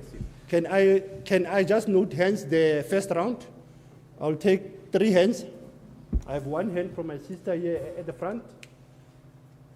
Number 2, at the front here, I've only the back benchers there. Ambassador is here. So I will start with the ambassador as a matter of protocol, and come to you, my sister, and come to you, my brother, as a first round. Sorry, I raised my hand first. No, just to comment some elements regarding the participation of Professor Ambassador Macubelo. First of all, the visit of the acting president, Delcy Rodriguez, to Washington is not confirmed yet, although they have said so, it's not confirmed yet. Who is coming today to Washington is President Gustavo Petro from Colombia. Best luck on this visit, a very tough one. By the way, President Petro has also been a key element in the defending of international law and sovereignty of the countries of our region, as chairing the CELAC, the Community of States of Latin America and the Caribbean, and has been also very supporting, asking also the release of President Maduro. Best luck to President Gustavo Petro in this meeting with Trump. Today, we have to follow that. Regarding the privatization of oil, of our oil industry, it's not quite like this, I have to say it. It's true, we are in a table of negotiation with this US administration, a very difficult and tough negotiation, because on one side they have on their hands our president Nicolás Maduro, and on the other hand, in a kind, they are pointing us with a gun on our head.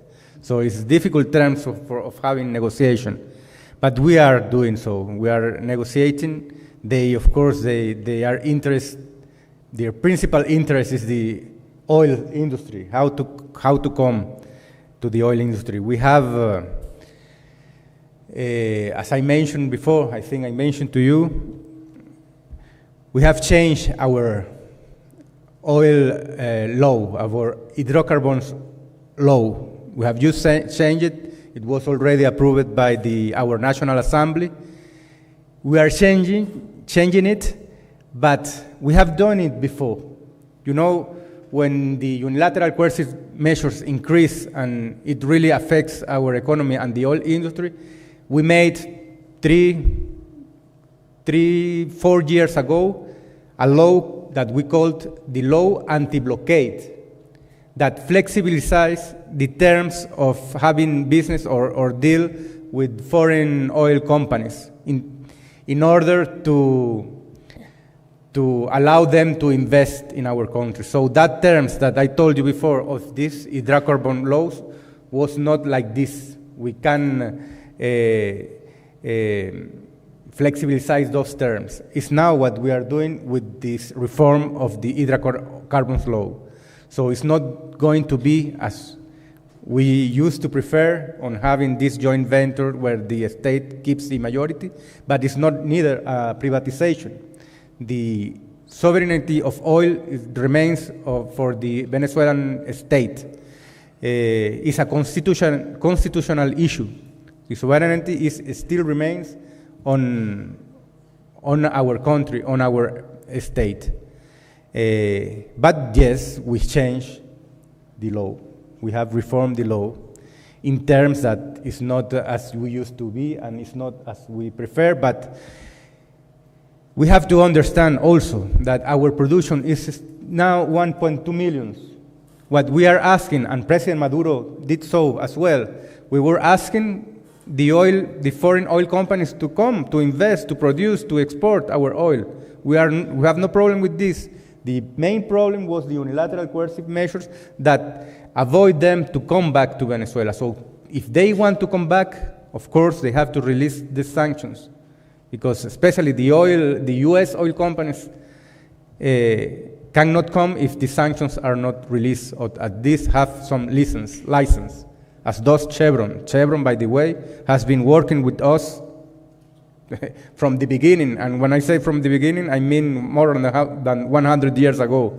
They haven't always worked with us. Even with sanctions, they succeed to have a license from the U.S. administration, so they can still produce and export our oil. With Chavez, with President Maduro, and now they are still being an important oil company, been there.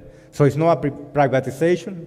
It's just a reform we have to make in this framework of our dealing with this U.S. administration and using the principle of strategic patience as well. It's difficult to negotiate with them. Also, to highlight that, this cartel of the sons, or cartel of soles. Soles means sons. And sons is related to a military shape that they have a grade from them. The 5th of January, a U.S. court stated that this cartel of the sun was not existent. It's not existent organization. It do not exist. So it's like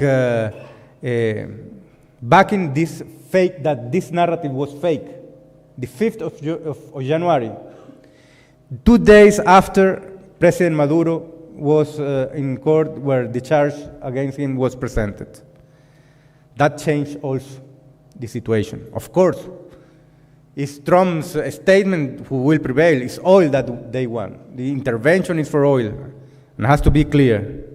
And finally, regarding the militias issue, in difference of other countries, militias in Venezuela is a branch of the military forces. It's a branch, it's part of military forces. It's not autonomous organizations. It has a hierarchy, and it takes parts are parts of the military force at the 5th branch of it. So it's not that any group can have weapons or arms. It is structured by the military forces in Venezuela. And it's one important branch, as 5 million people being part of it. It's civilian people that have received a military training in the principle of the word of all the people. But it's linked, or is related, is directly concerned of the military forces in Venezuela. Now.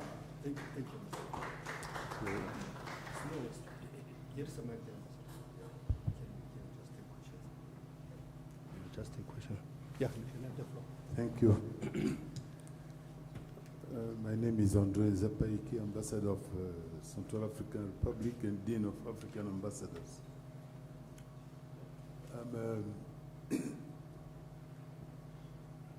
I don't know how to express my satisfaction for this, about this, the organization of the, do you hear me, man? About the organization of this discussion, and particularly bringing it to the universities, to the youth, and to those who are aspiring to be international lawyers, diplomats, and so on. I think it's something that's extremely crucial to see that in a university like this one, you are not only teaching pure academic books and subjects, but also really confronting the students with real issues. And particularly with issues, as you know, I mean, our host country, South Africa, is also directly at the forefront now. I would like just to remind that America, I'm not so surprised. It has always been like a brutal country. It has, if you look in history, I don't know when exactly they did really respect international law, because they consider international law as being a law they're imposing to others, not to themselves. We should not forget that they have about 750 military bases around the world, across more than 80 countries. They have been involved in more than 200 military interventions in the world since World War II, and that in Africa itself they have about more than 6,000 soldiers, and we have also had interventions in Africa, and it has always been like that. I don't know how to say it in English, but in French we said if you want to kill your dog, you accuse it of having this dog disease. Yes, you have a big rabies. Then always, if they want to do something in those different countries, they start by accusing, by coming with building a communication system to make sure that the world will consider the target as the devil. So what has happened in Venezuela is really a serious violation of international law. And I love the questions you raised at the end about this. If it is about oil, let's assume that it's really about oil, and I think it is about oil and the wealth, then Africa is really in danger. If we know that Africa is considered as a very rich continent and considered as a continent of the future, what's going to happen with us in the coming years? And particularly in this competition between East and West.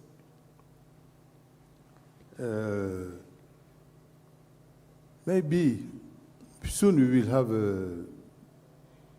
the AU conference, and it comes takes place at the right moment. That we have Venezuela, the bombing of Nigeria, and other issues, Greenland, and so on, and all those changes. The hope is that really to see that after this conference, we will have Africa will decide to organize something like another Bandung conference, because the Bandung conference in the early 50s really changed the world a little bit. It gave another perspective and direction also to what is called today the Global South, and made it a serious partner in international issues. So I think it's something like that that we need, because we cannot assume today that international law has been violated and continue taking for granted that there is an international law. Because this is a fake international law. It's only for us. It's for those people in the South and the weak ones, because they will not go and kidnap Xi Jinping. But they will go and kidnap Tinubu in Nigeria, or another president somewhere. They can kidnap your president in Botswana. because I saw on social media people making jokes. When are you coming to kidnap Ramaphosa? Yeah. And it's a serious, I mean, this type of jokes become jokes for Africans, usually, and it becomes something for granted. The day it really happens, we used to say it. So that is, I think time has come really for us, Africa, because your question were very pertinent, that it isn't a violation of international law, and so what? What is our response to this? And our response should be to look at it seriously, assess it, and then see how to protect ourselves. And I think something like another type of Bandung conference is absolutely important. Thank you. Thank you very much, Ambassador. We go to our second speaker. I will urge us to be short and sweet. Where's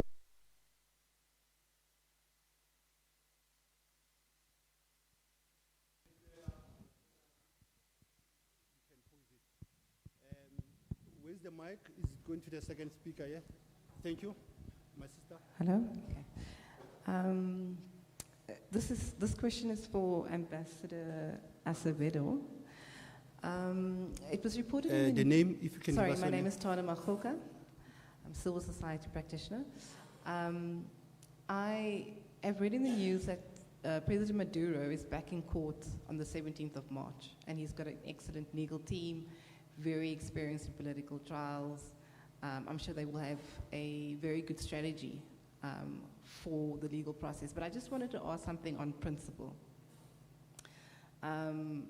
What is the utility of Global South, people from the Global South actually subjecting themselves to court processes in the Global North?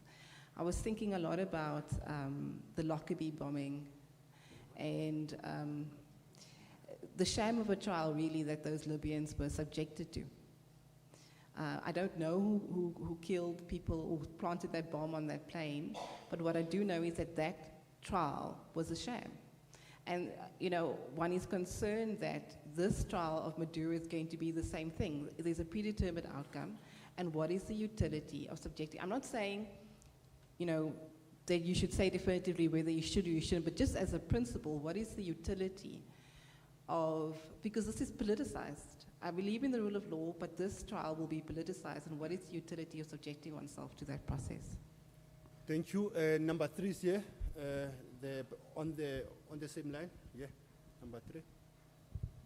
I think I will take 5 hands just to push time and to push the engagement. Good morning, good afternoon, ladies and gentlemen. My name is Roro Thomas Malabe, a student in international relations here at Unisa. My question will be directed to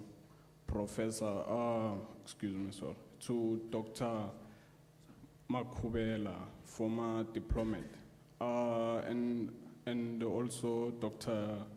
Chidonyer. As it was said, when this topic started, they said something about a reason to declare war. So now my question is that how do the U.S. action in Venezuela and its strategic interest in Greenland challenge our traditional understanding of state sovereignty, legitimacy, and also use of force within a so-called rules-based international order. So these cases tells us about tension between realist of power politics and liberal internationalism, especially regarding international law, weaker state, and lessen lessons Africa can draw when navigating global power imbalance? Thank you. Can I take number 4? General Jenje here. Number 5? The High Commissioner of Botswana. So I'll be here with the elders and then I'll be coming back to my case. Thank you, Chair. First, allow me to thank the panelists for the interesting viewpoints on this challenging topic. It's really, really challenging topic. And of course, I think just in passing, the remarks of the Prime Minister of Canada, Davos, recently, I think are instructive of what is happening globally in this. And then I think I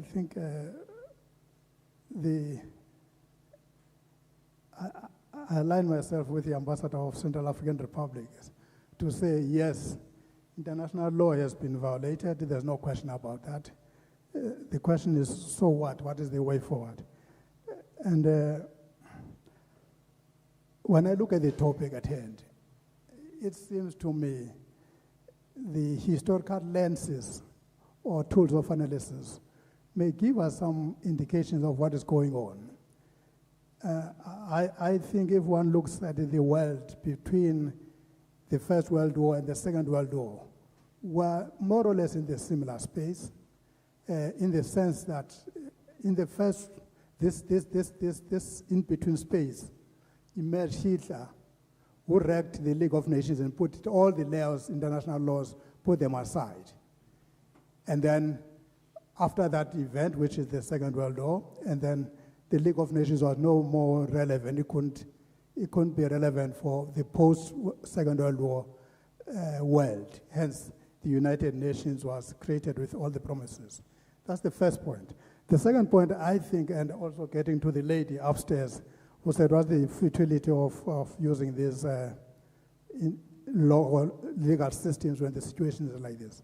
I think if one uses the colonial lenses, it begins to make sense, at least to me. Namely, in the colonial enterprise, the resources was the main driving force.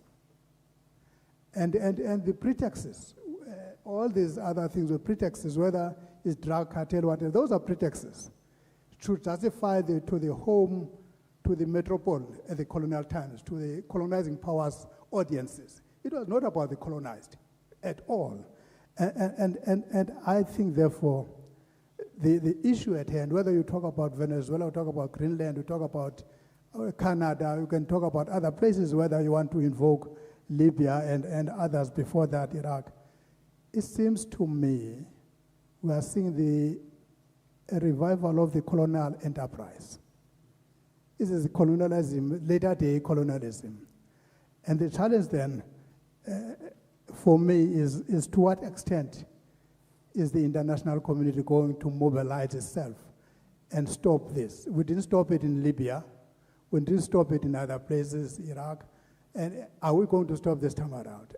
I think, to me, that is one of the concerns we have. I'm not, my dear Excellency, Ambassador of Central Republic, I'm not optimistic like you seem to be on the possibility that the AU may come up with a position. This matter is too complicated for the position of the AU. If it doesn't come up with a position, I won't falter it at all. The issue at hand is too complicated. AU can join other forces, but I think we should raise the issues. What about the EU? What about the Western world? Because this is emerging from their context. Even look at the EU with Canada being threatened, with Greenland being threatened. The EU didn't come up with a very forceful position on something on their terrain. I think we'll be asking too much for the EU to come up with a position on this one, given its own vulnerability.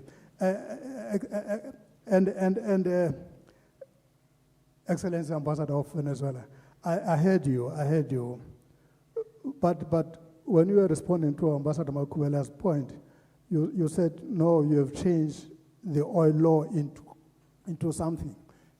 can you be clear, or you change it into what? But just for my own clarity, but the point I want to make, which is the last point, it is immaterial. Whether you have changed it to private law or what is immaterial, you are faced with a colonizing power. For me, even the point that Dr. Makula was raising is somehow a moot point, because Trump has made it clear that whatever government they are putting in Venezuela, it must be pliable to the U.S. interests.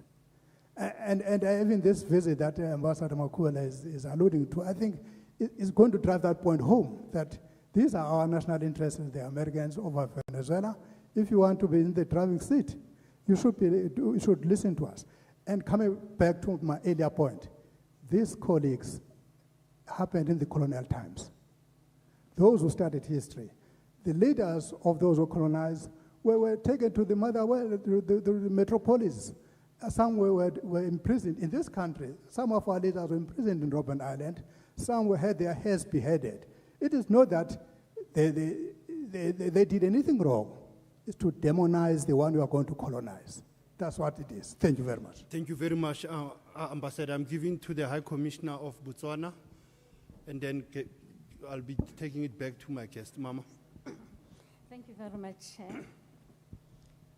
We are at a stage where it has happened. And for me, over and above everything else, the President and his wife have pleaded not guilty.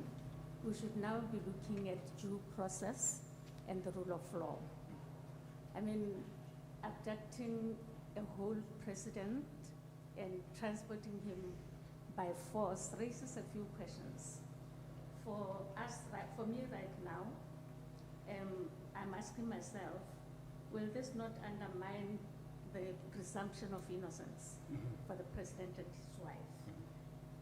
Will it not undermine transparent judicial processes? Will it not undermine the defendant's right to challenge even the jurisdiction and legality of the capture? So for me, I'm asking, what is the international community going to do about this? Will the United States allow independent and impartial monitors, for instance, during the trial? And I think somebody should now start pushing for those eventualities. Thank you very much, the High Commissioner. I think Ambassador Mukubeli was trying to bring the legal component now into this debate to say, how are we going to get into there is the gross violation of international law. How do we deal with it? Both ambassadors raising slightly the issue of being doubtful about the AU, which I will agree with you, Ambassador Genge, that Ambassador Ntlapo said during OAU days, they will have debated it already. But with the AU sitting in Addis and in Dubai, sometimes you don't know where is their mind. So the main issue here is to say the role of international community starts with the regional economic bodies also. I don't think when we talk of international community, we don't talk even about citizens of the world. So let me give it to Ambassador Makubela first, and then Ambassador Carlos, you will come second. Thank you. Thank you very much, Advocate. I think most of the issues that people have raised here are part of what we are all dealing with to try to understand. But from where I'm sitting, and I think we need to do that, all of us, is to be able to give necessary support to the Venezuelan government as they start the process of negotiating with the United States. Because I don't know how do they say this thing, but so they are in the firing line. They have to make decisions that are going to guarantee their sovereignty and their survival. That's fundamental. But the tendency sometimes, when we build support base, we like politicians, we leave our supporters behind. We don't take them on board. And I can attest to that. when we were doing negotiation with the apartheid government, we never took into confidence the anti-apartheid movement around the world.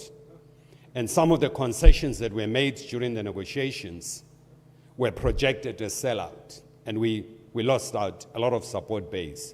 I mean, Tony Blair used to be part of the anti-apartheid in the United Kingdom. We lost him. But fundamentally, the Venezuelan situation is happening at a time when actually the world is drifting towards the far right. The center right, it's collapsing. The left actually has left us. It's no longer there. There is to be balance that is brought by the left. The left is gone. If you go within the United States, some of the decisions that are taken now, people have a tendency to attribute that solely to Trump. No. If you trace this thing back to the Democrats, I mean, it was during the Biden administration when they sent their people to go and take by force the plane of President Maduro. I mean, they went to take it from a third country. It's unprecedented. The plane of a president enjoys inviolability. You can't do that, but they've done it. So it's not only this administration. The problem lies, it's deeply rooted within the US system. The other issue around the issues of rule-based order. The rule-based order has been projected in many ways. What we are talking about, we've got to be very careful. We're talking about international rule-based order. There's been a tendency between the Americans and their transatlantic friends to want to develop rules and expect the rest of us to comply with those rules. And they sometimes confuse this thing and call it a rule-based order. But they don't mean international rule-based order. Because if speaking about international rule-based order, the international law, it's quite codified, and there are different instruments that are speaking to these issues. So we've got to be very careful around those issues.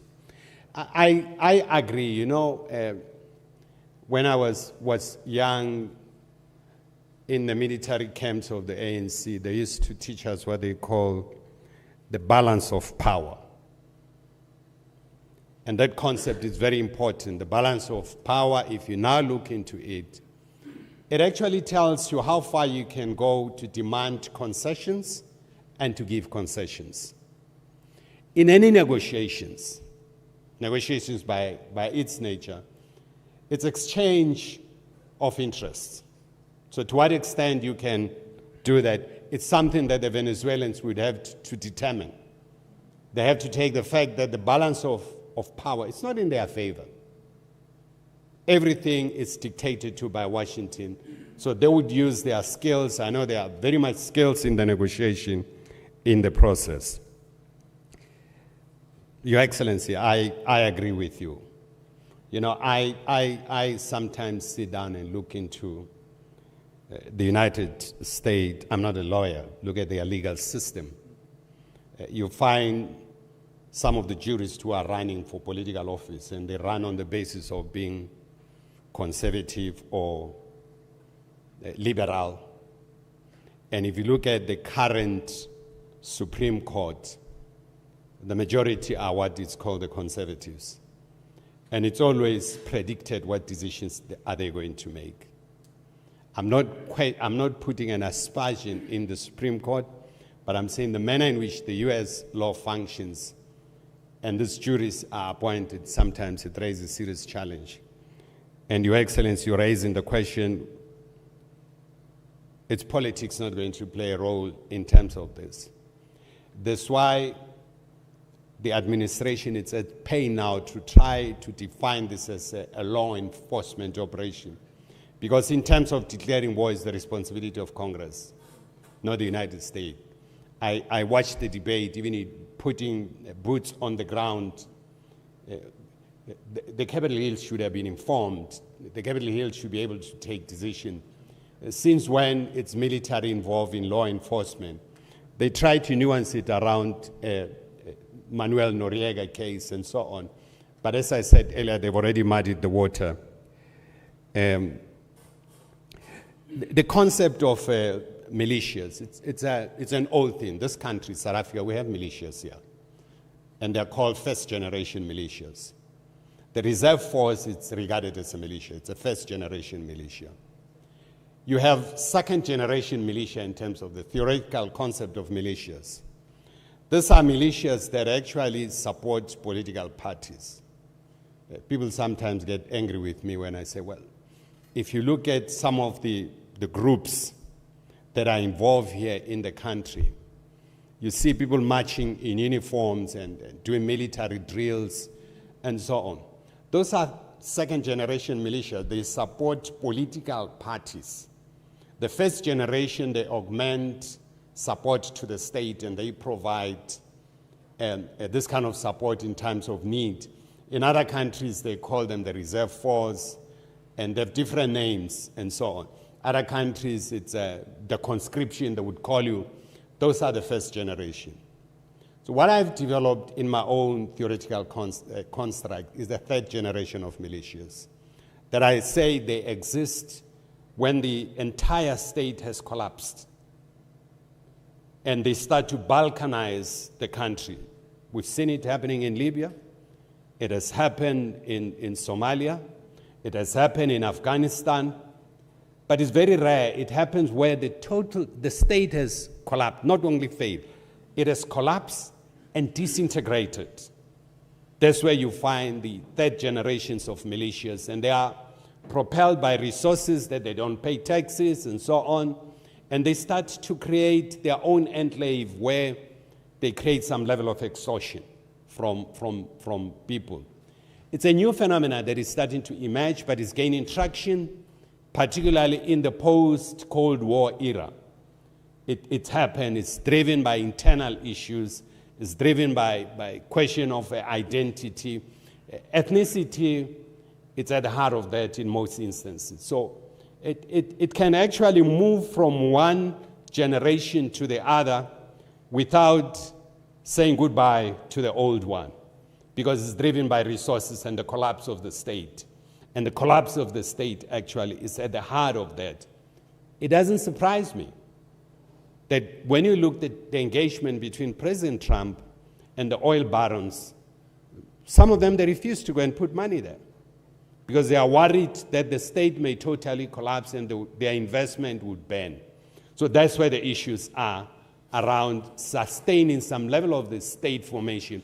And that's why I think the Americans are quite sensitive, in my own view, Ambassador, that they don't want to see the total disintegration and collapse of the Venezuelan state in their backyard, because they know the ramification of that.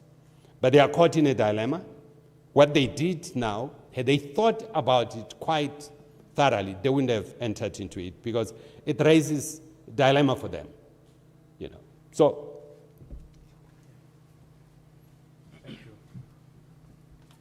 Yes. Okay. Regarding the trial that is coming on, it's true, it's 17 March is the next appearance. And we decided to play this game also. We are going to play their game in the legal field. Although we know it is a political issue. In the legal field, they have nothing. We have a good advocate pledging for him. It is Pollock, the same one who take the case of Julian Assange. And we're playing this game. It's also a platform to raise his voice. But besides that, we are also pushing this international solidarity, and indeed, in the U.S., we count with a big solidarity movement, including in New York. You saw when he was arriving, when he was presenting charge the 5th of January, people surround the prison expressing their support to President Maduro, but also in Times Square, the same 3rd of January was plenty of people rejecting what the U.S. military forces has done. So we're playing the legal game, but we are also pushing this solidarity that we think is important. And let me say that we are confident on his release, sooner or later, but he has to be released. He's going to be released. It won't be the first time a political issue like this has become in releasing. I don't know if it's good to say it here, but I'm going to say it. They wanted to convert him in the next Noriega, kidnapping him and sending him to prison. But I think they are going to convert him in the next Mandela. So we are working in this international campaign harder with the confidence of his release, and of course his wife, Celia Flores.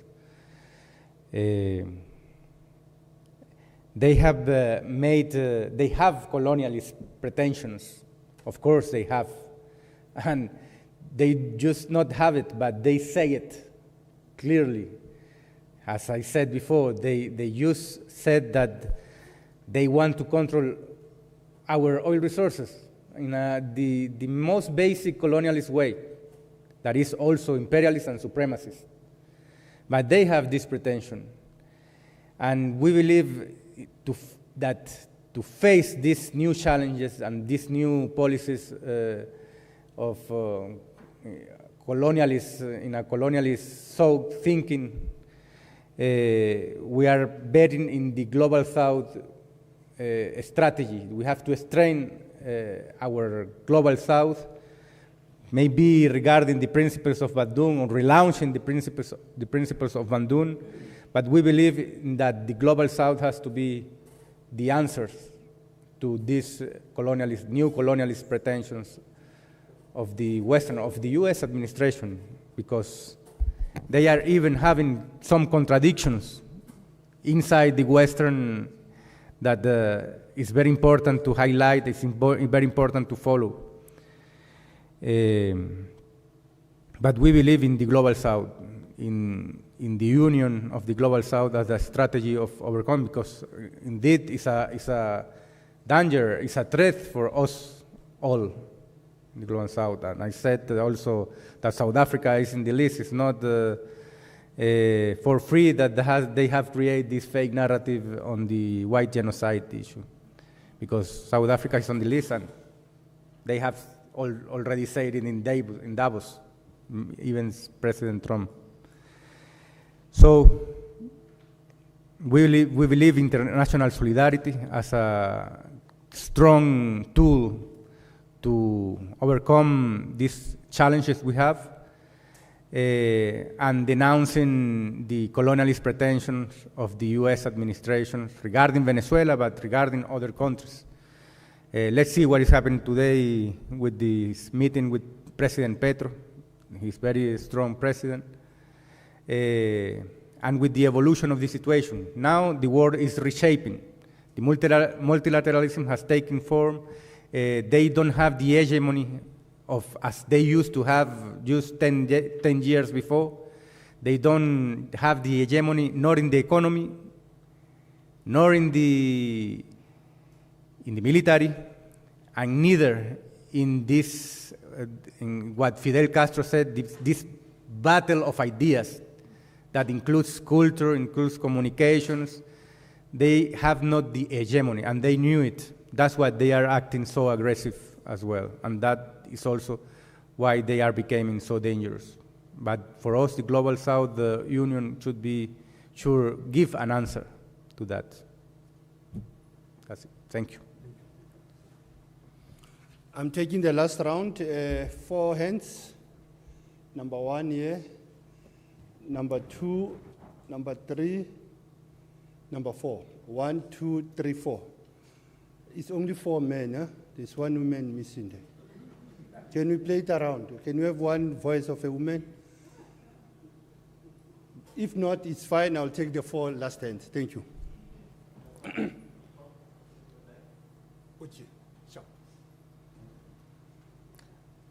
Thank you very much, Prof. My name is Itumeleng Maketla from UP, doing PhD in international relations. I think one other aspect of this whole debacle is that if you look at the US domestic law, the US government would find it very difficult to use the argument of law enforcement, even if they had to go and arrest somebody in the reserves, let's say maybe the native reserves. They can't just go there and go knock on the doors without a due process like Interpol, that sort of thing. So not only did the US government go out of the limitations in terms of international law, but they broke also domestic law. So it'll be very, very interesting to see how they're going to get out of that pickle in the court case. But over and above, I think what has happened is that the talk of the decline of the US or the fall of the West has instigated the US government to say, okay, well, if we are indeed going down, why not just go down with a fight? You know, let's go out with a bang at the very least. And I think that's one of the most psychological motivations in this whole thing, rather than just the dry politics. I don't know if we can explore that particular train of thought a bit. Thank you.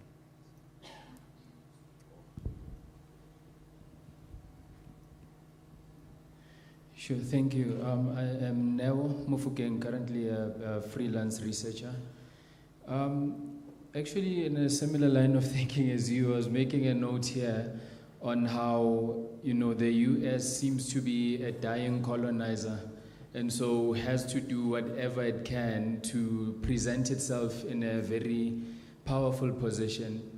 But also, I think that leads to the question around how colonization can be opposed meaningfully. You know, this doesn't become a Venezuela problem. And I don't even think it's fair to say it becomes an international community problem. I think earlier Dr. Nyere made a very interesting remark when he says this international community is questionable. I think we have more of an international system than an international community, right? Because one of the relevant questions in my view is who actually benefits from this US invasion of Venezuela, even though they're not part of the invasion themselves. Because somewhere, somehow, someone has to benefit from not saying anything about this, whether it's a self-preservation issue or whether it's because they have a very direct benefit from this. We saw a bit of a different posture when it came to Greenland, but when it comes to Venezuela, it's also a very different posture. So I think maybe just as a remark from my end is it's a decolonial type of mentality that needs to come up here. I think like what we saw in Algeria when they were opposing France, where it's not just about the leaders fighting, but it's actually the transformation of this entire society that leads to meaningful change. And so perhaps, you know, the global south, if I can use that phrase, which I don't like either, but, you know, that community of people. And just lastly, Prof.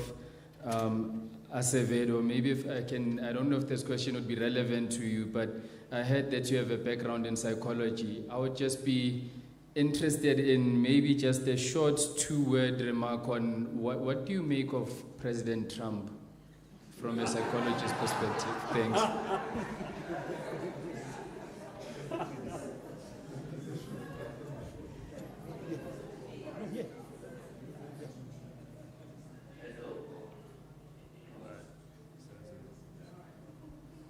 Good afternoon, everybody. My name is Thabo Madibo. I'm a political economist and co-founder and vice chairman of AMARI, African Minds of Applied Research Institute.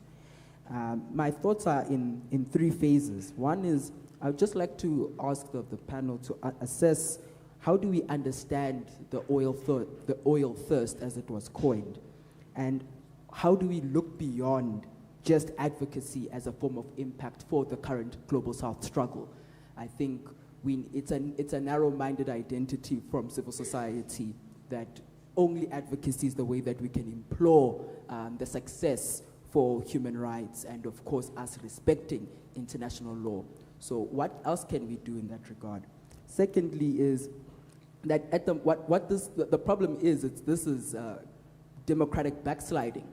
In fact, I wrote a research paper assessing this through machine learning and measurement error.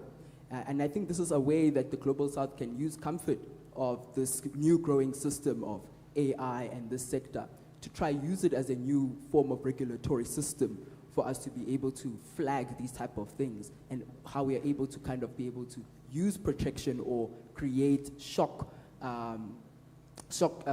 absorbing structures for us to be able to observe these type of errors before they come. So I wonder if these are type of techniques that the diplomatic corps are eager to try and look at, and of course, likewise, government. Thank you so much.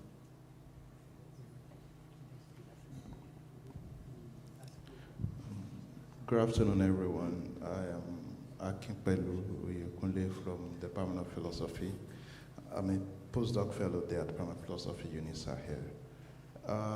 My question is, well, put out to the panel members, and looking at it from the angle of we've all been talking about the challenges on the ground here, angle of what is the next way forward, which way out for all of us. Because when the last speaker who presented was trying to present some of the conditions the United States is giving Venezuela, the third one is electioneering. Yeah. And for me, that is a kind of what I call the democracy pawn being played around by the global north. We see it happen in Libya. Even recently, we find African countries following that path.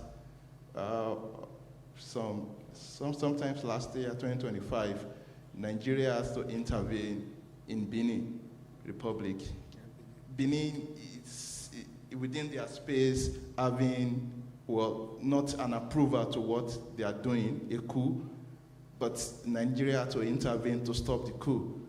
That is like Trump coming into Venezuela to say, oh, this thing you guys are doing on your own, you should stop it because it's not going along democratic way. So is it not now time for us to start having a reconceptualization of the idea of democracy itself? Because if at the end of the whole story, US is say, do election, follow things democratically, and the same thing that they did for the people in Colombia, in Cuba, and everywhere, is this the same democratic pawn being played around? Shouldn't we not start having a reconceptualization of their democracy that fits into, the reality of maybe each particular continent or country? Thank you.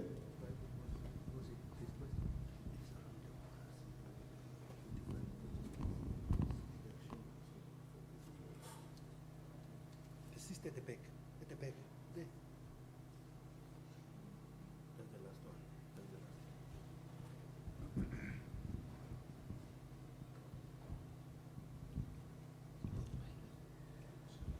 Good day, this is Lwazi Ngape. I'm a international relations second-year student at Unisa.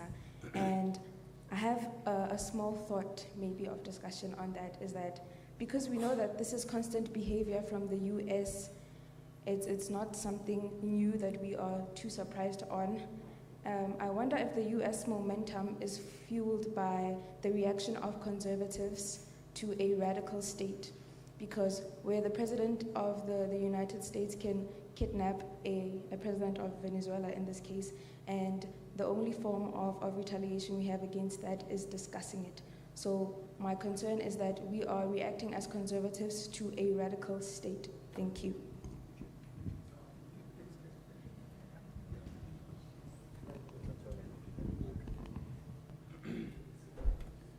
Sorry.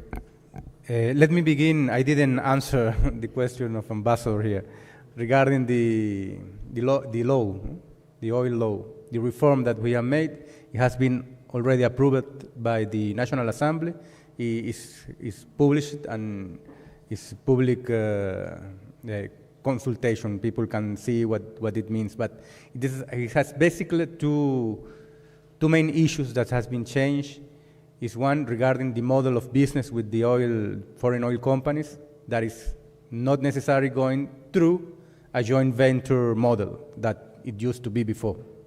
That's one of the main changes, and the other is regarding the regalies of the oil that we have decreased to 30% of regalies when we used to have more than that. And it is for the oil mature fields. When it's not an oil mature fields, that means that the oil company has to invest more money. The regalies decrease a little bit more. That is the two main issues regarding this reform that we have made. You know, who gets the benefits from this new reform? Difficult to say, especially with the kind of negotiation we have been forced to do in this new situation we deal with. Because of course they have military power and they have stronger military power still threatening us right now. Who will benefit? I will say the oil companies will benefit because they are coming back and they are going to produce, they are going to export, they are going to benefit with these new terms of negotiation. That I have to say also that we could do it without the aggression we have suffered.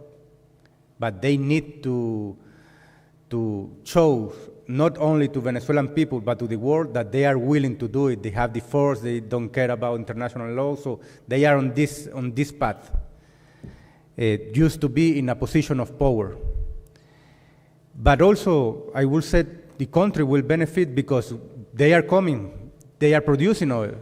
We weren't producing with only 1.2 million barrels.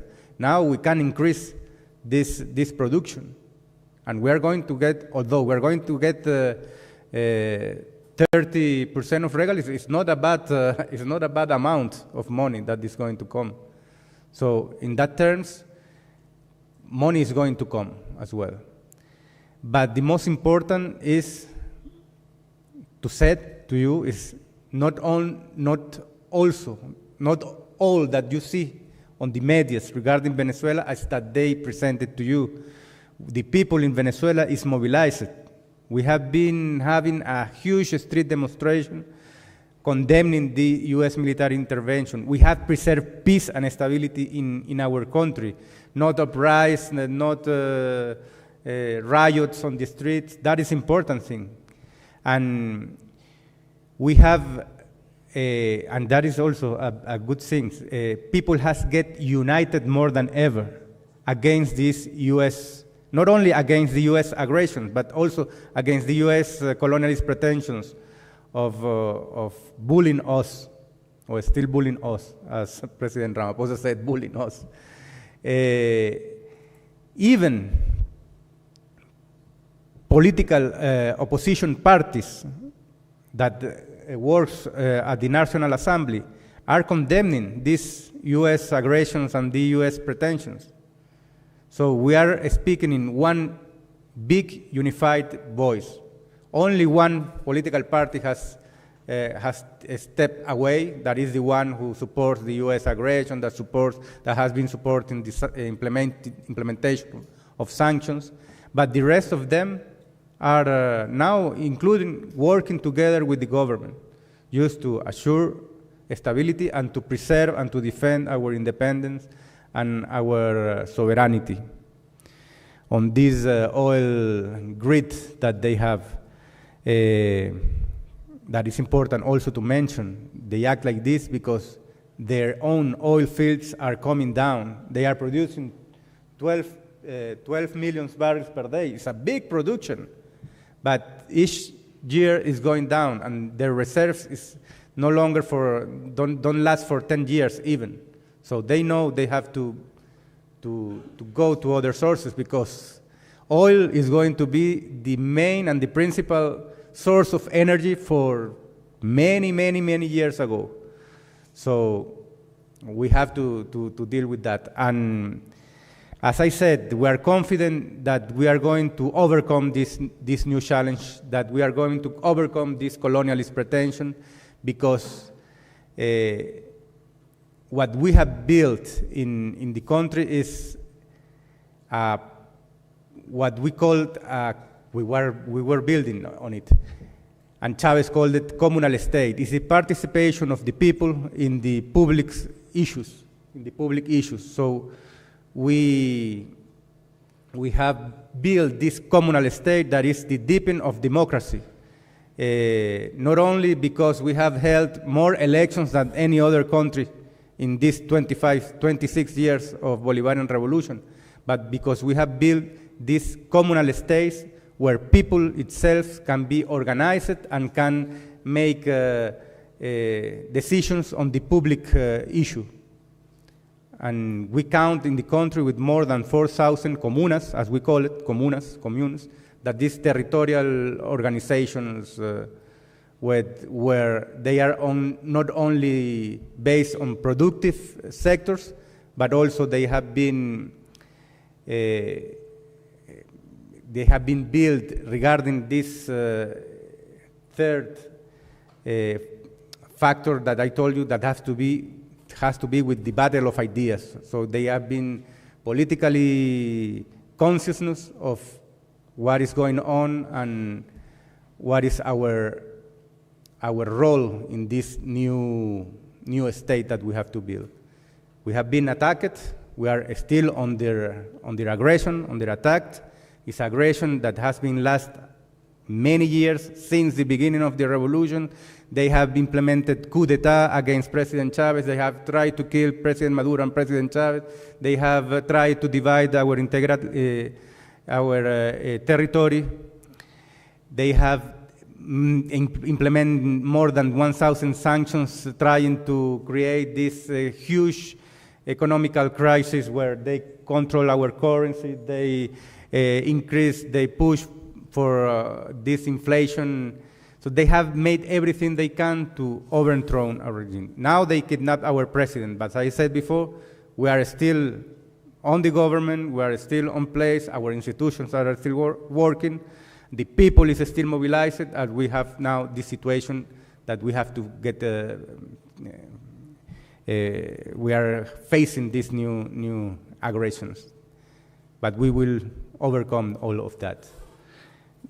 And regarding what you said about Trump, I will tell you off the record. Just now. Thank you.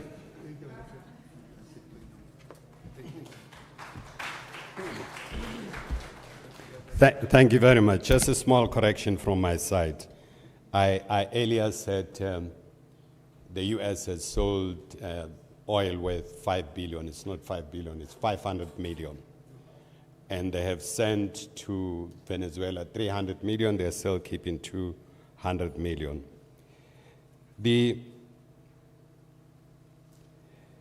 Listening to, and this is what Secretary Rubio said on Friday, this figure, but listening to the discussion in the Capitol Hill last week, Friday, Rubio was at pain around the question of the declaration of war. And he was asked a question that if a U.S. president is kidnapped tomorrow, will that constitute a declaration of war? He was at pain to try to explain that.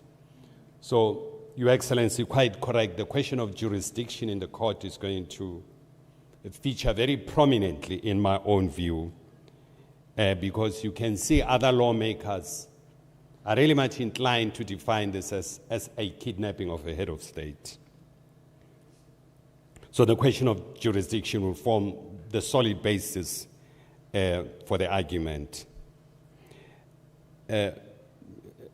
Prof. Millo, you know, maybe the TM Foundation could start to encourage TM School, sorry, not the foundation, the advocate corrected me here, could start to really look into some students doing research, particularly the master's and the PhD, around the United States and multipolarity, and really tried to do a detailed research that will try to define this multipolarity, looking at the history and where we are now. Two issues that used to drive the domination started with the Spanish domination using silver. And I just discovered Chile now has discovered large deposit of silver. It seems silver and gold now are becoming much more prominent. And really define this problematic argument sometimes that you see the argument that suggests that we could have the new multipolar world without the United States. And sometimes we're unable to place the United States in this multipolar world. It requires a lot of research. I tried to write a paper for a Swedish group the other day, but looking at the African perspective, and I ended up exceeding pages that I was supposed to write, and I gave up, but I still have my own argument around the proper definition of this location of the US in the multipolar world. Can really the world afford to have the United States whose power is unable to be placed anywhere, and yet it possesses power? I don't know. It's something that we need to really look at. Part of the challenge that the United States, or the problem that the United States has created in the kidnapping of President Maduro, is the pronouncements that were made, including what President Trump said, that they are going to rule Venezuela. And those issues are going to factor very prominently at the trial. They're featuring prominently within the Capitol Hill, and they're forming a serious discourse and a very healthy interrogation of these issues around the intention of the administration. The unfortunate part is that this is the midterm election in the United States. It may become swamped into the internal political issues. But the question of what he pronounced, and you may have seen later on that Marco Rubio is the one who's going to be in charge of that. What does it mean, the US ruling Venezuela? How are they going to do it? So we don't know. We are yet to see that. And this, I'm saying, it's part of the discussion going on. Compounding this thing, it's the whole concept around the regime change. Was the operation in Venezuela to kidnap President Maduro intended as a regime change or a shortfall of regime change? We don't know, all of us.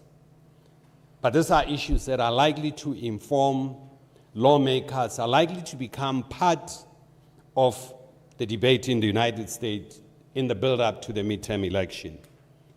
Particularly that the MAGA group, it seemed to be fragmenting around these issues, because President Trump was elected on the slate of America First, that is not going to get involved in military wars and in regime change. And that's why whatever he said is going to come back to haunt him during the local government election. I've seen the election in Texas during the course of last week, that a constituency that was always controlled by the Republicans has flipped to the Democrats. And there seemed to be a momentum that a lot of the red state will flip to the blue state. So it will likely play itself in the US internal politics, no doubt about it. The big problem then, if you look at the national security strategy that was unveiled just towards the end of November, and how the US visualizes its engagement with the rest of the world, three issues that really keep on coming up and creating a problem is the United States, up to today, it's failing to define its relationship with China. Is China the adversary? Is China a partner? there's a problem around that. You may have seen President Trump saying at one stage, maybe there's a need to create the G2, the group of two between China and the United States. But if you go and look into the Chinese 5-year plan and what they intend to do, Chinese are unlikely to accept that.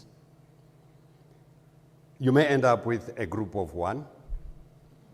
However oxymoron this may seem to be, and a group of one essentially means the isolation of the United States standing alone on most crucial issues. And from where I'm sitting as a student of international affairs, I think the involvement and the integration of the United States on broader global issues is very fundamental for international peace and security. You can't avoid that. But how do we deal with this issue? It's a total different matter. Europe and the US seem to be having serious problems. Sometimes I categorize them as a family feud because of the transatlantic fragmentation, and it has been building up for quite some time. But somebody must be operating a very profitable tour group in Europe that allow the European leaders to be making this sojourn to China. They're queuing up to China. They are all projecting what they are trying to do with China. Sometimes I ask myself, are they trying to make China a boogeyman in their argument with the United States? I don't know. Because they still have within most of this European, in their statute, a very confrontational policy approach with China. And China exercises its power so well. We've seen Keir Starmer last week. He went to China, and the queue seems to be too long. That's why I'm saying the tour operator who's running this must be benefiting a lot, because we expect to see more queues of them going to China.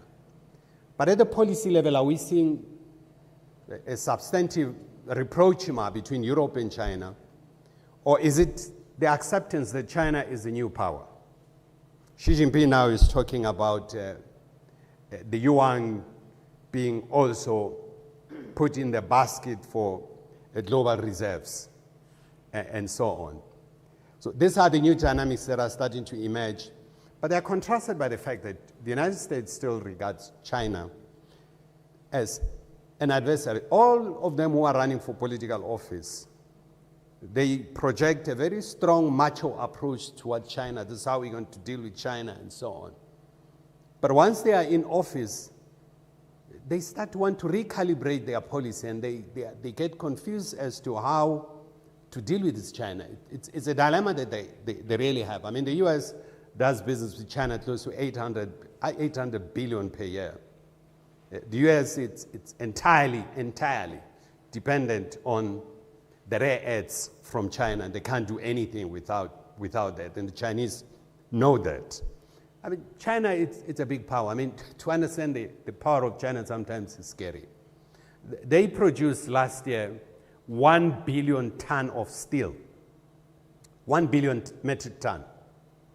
They are followed by India. India, I think it's number 2, produces 207 million. Yesterday, the United, next on the line was Japan. But yesterday, the United States all of a sudden overtook Japan in terms of the production of steel, which is in their hundreds, I don't remember, in their hundreds of millions of tonnage. And the US was celebrating number 3. Since when the US celebrates to be number 3? And if you look at number 3 and number 1, the position, is that a ceremonial handover or acceptance of the new power has emerged in this multipolar world? Those are issues that we have to interrogate and look into them in terms of what's happening in Venezuela and what's building up in the Persian Gulf. But really, I really enjoyed talking to you. You've been a wonderful, very distinguished audience, and that you were able to listen to all this junk that I've been trying to dish out here. But thank you very much for the audience. Thank you very much, Ambassador Makubela, Ambassador Carlos. Thank you. I'm heading over to our program director.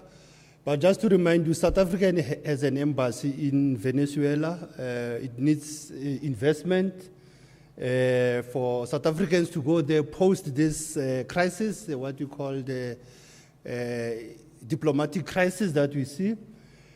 What is important also is that South Africa must always be vocal on geopolitics of the continent, of the world. We must not be quiet. The rule of law that you have raised in May, we have to look at international law and the rule of law and international morality in terms of international solidarity. And Ambassador, we do take your assignment questions and key observations that you have made in terms of how we look at knowledge and diplomacy. The issues of security, we might not have dealt on security. We do hope, Prof. Mkhize, we might have to look at the military and intelligence that is being used in these global conflicts. And we'll always bring the soft power, NG, to say, how do we use culture in all of this hullabaloo? How do you then bring people to unite and you bring unity? On that note, I'm taking it back to our program director as to, I mean, we are in the last end, and thank you for your patience. Ralewo.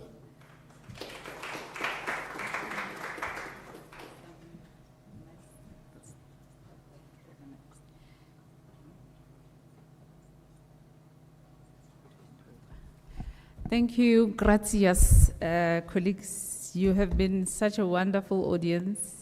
And I think what I'm taking away from the discussions that happened right now is I'm worried about someone, a former ambassador, you said this is bigger than the AU. But the question that I have now is, do we want the AU to be the sleeping giant? Do you want to be caught sleeping? Because what's happening now can happen to South Africa. People can come here and want to take something away from us and claim that there is this thing happening there, therefore we are going in. So then what is the role of the AU in terms of the African continent and its protection? But also the universities in the Global South. How do we support each other? How do we support our governments? Because you know, sometimes in government we have people that do not have the intellectual capacity that is possessed by universities. So how do we make sure that we play this role of capacitating the thinking part in our government, and also continue to collaborate with universities in Venezuela? When Ambassador spoke about a university that was bombed during the invasion, then you start thinking about how much was damaged. The resources, the infrastructure, many years of building and construction and capacitating that specific aspect of the university was destroyed under this whole. And I also like the concept of a dying colonizer who seem to have nothing much to lose and want to take everyone down with. Is that what's emerging here?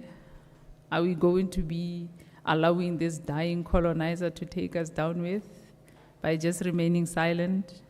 Maybe not. We have a lot to grapple with. Without wasting much time, I'm going to hand over to Professor Bibi Sinokwani, who is going to do some closing remarks and vote of thanks to you, lovely audience. And please don't leave immediately. I have some announcements to make. We have some nice food prepared for you downstairs. As you know, we are the mother of all universities, so we feed people at Unisa. But also we have some really nice gifts for our speakers that Professor Sinokwani will present after this. Ke lebogile mogadisi Dr. Makgabane. Ke dumedise matona a kopane le batho bohle ka go sebaka. You know, when I was listening, the advantage of being late is that you can say anything and everything. But I'm a theologian by trade. That's who I am. So I was listening that the problem was diagnosed legally and politically, for others economically. But for me, the problem is theological.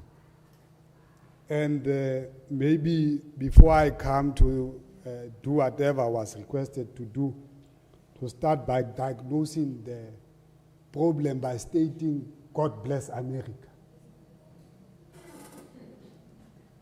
You know, this was written by Berlin, and I wanted to read the version of 1918, when he wrote, God bless America, land that I love. Stand beside her and guide her to the right with the light from the above. Make her victorious on land and foe. God bless America, my home, sweet home. And if you are a South African, you will know that our problem was also of colonialism, was theological. The doctrine of election and the doctrine of predestination. Maybe let me start by greeting Prof. Edith Paswana, who's the Executive Director of Thabo Mbeki School, and some ambassadors. I've noticed several ambassadors in our midst, Dr. Chido Nyere, Ambassador Carlo Fio Acevedo, Dr. Kingsley Makubelo, reps from EU, Advocate Mantula, other guests present, and colleagues from Unisa. In the current geopolitics, of course, the current being understood as the remembering of the past that we learn from, the future anticipated, the interconnected flow of existence. Geopolitics inclusive of land, and in my context, land, I use it with the understanding of Prof. Takatso Mufokeng, where he once wrote and argued that land is our mother. Land gives birth to the oil of Venezuela, gives birth to the minerals of Africa, gives birth to the plants that eventually becomes food to us in that context. Inclusive of land politics and the blue economy has become a finite cake or resource contested, divided, distributed, usually or normally resulting access for a few imperial and colonial powers, securing large slices. The struggle is for ownership and identity. Therefore, it is a fight about the extension of the self, fostering autonomy and signaling territorial values.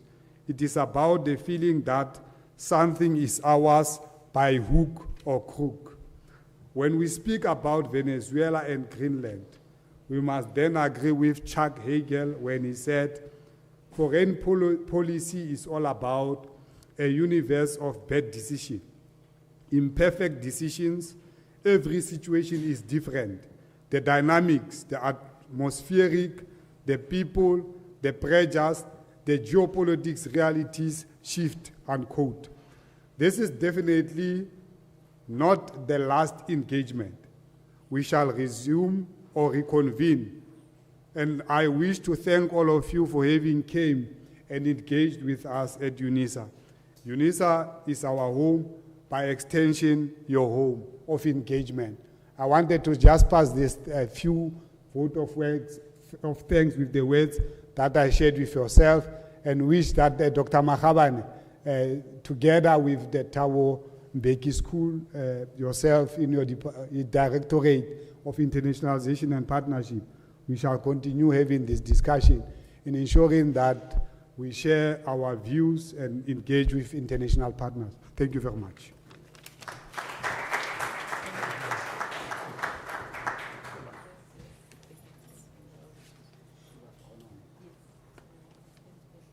I'm asked to hand over gifts to our participants. Ambassador. Thank you very much.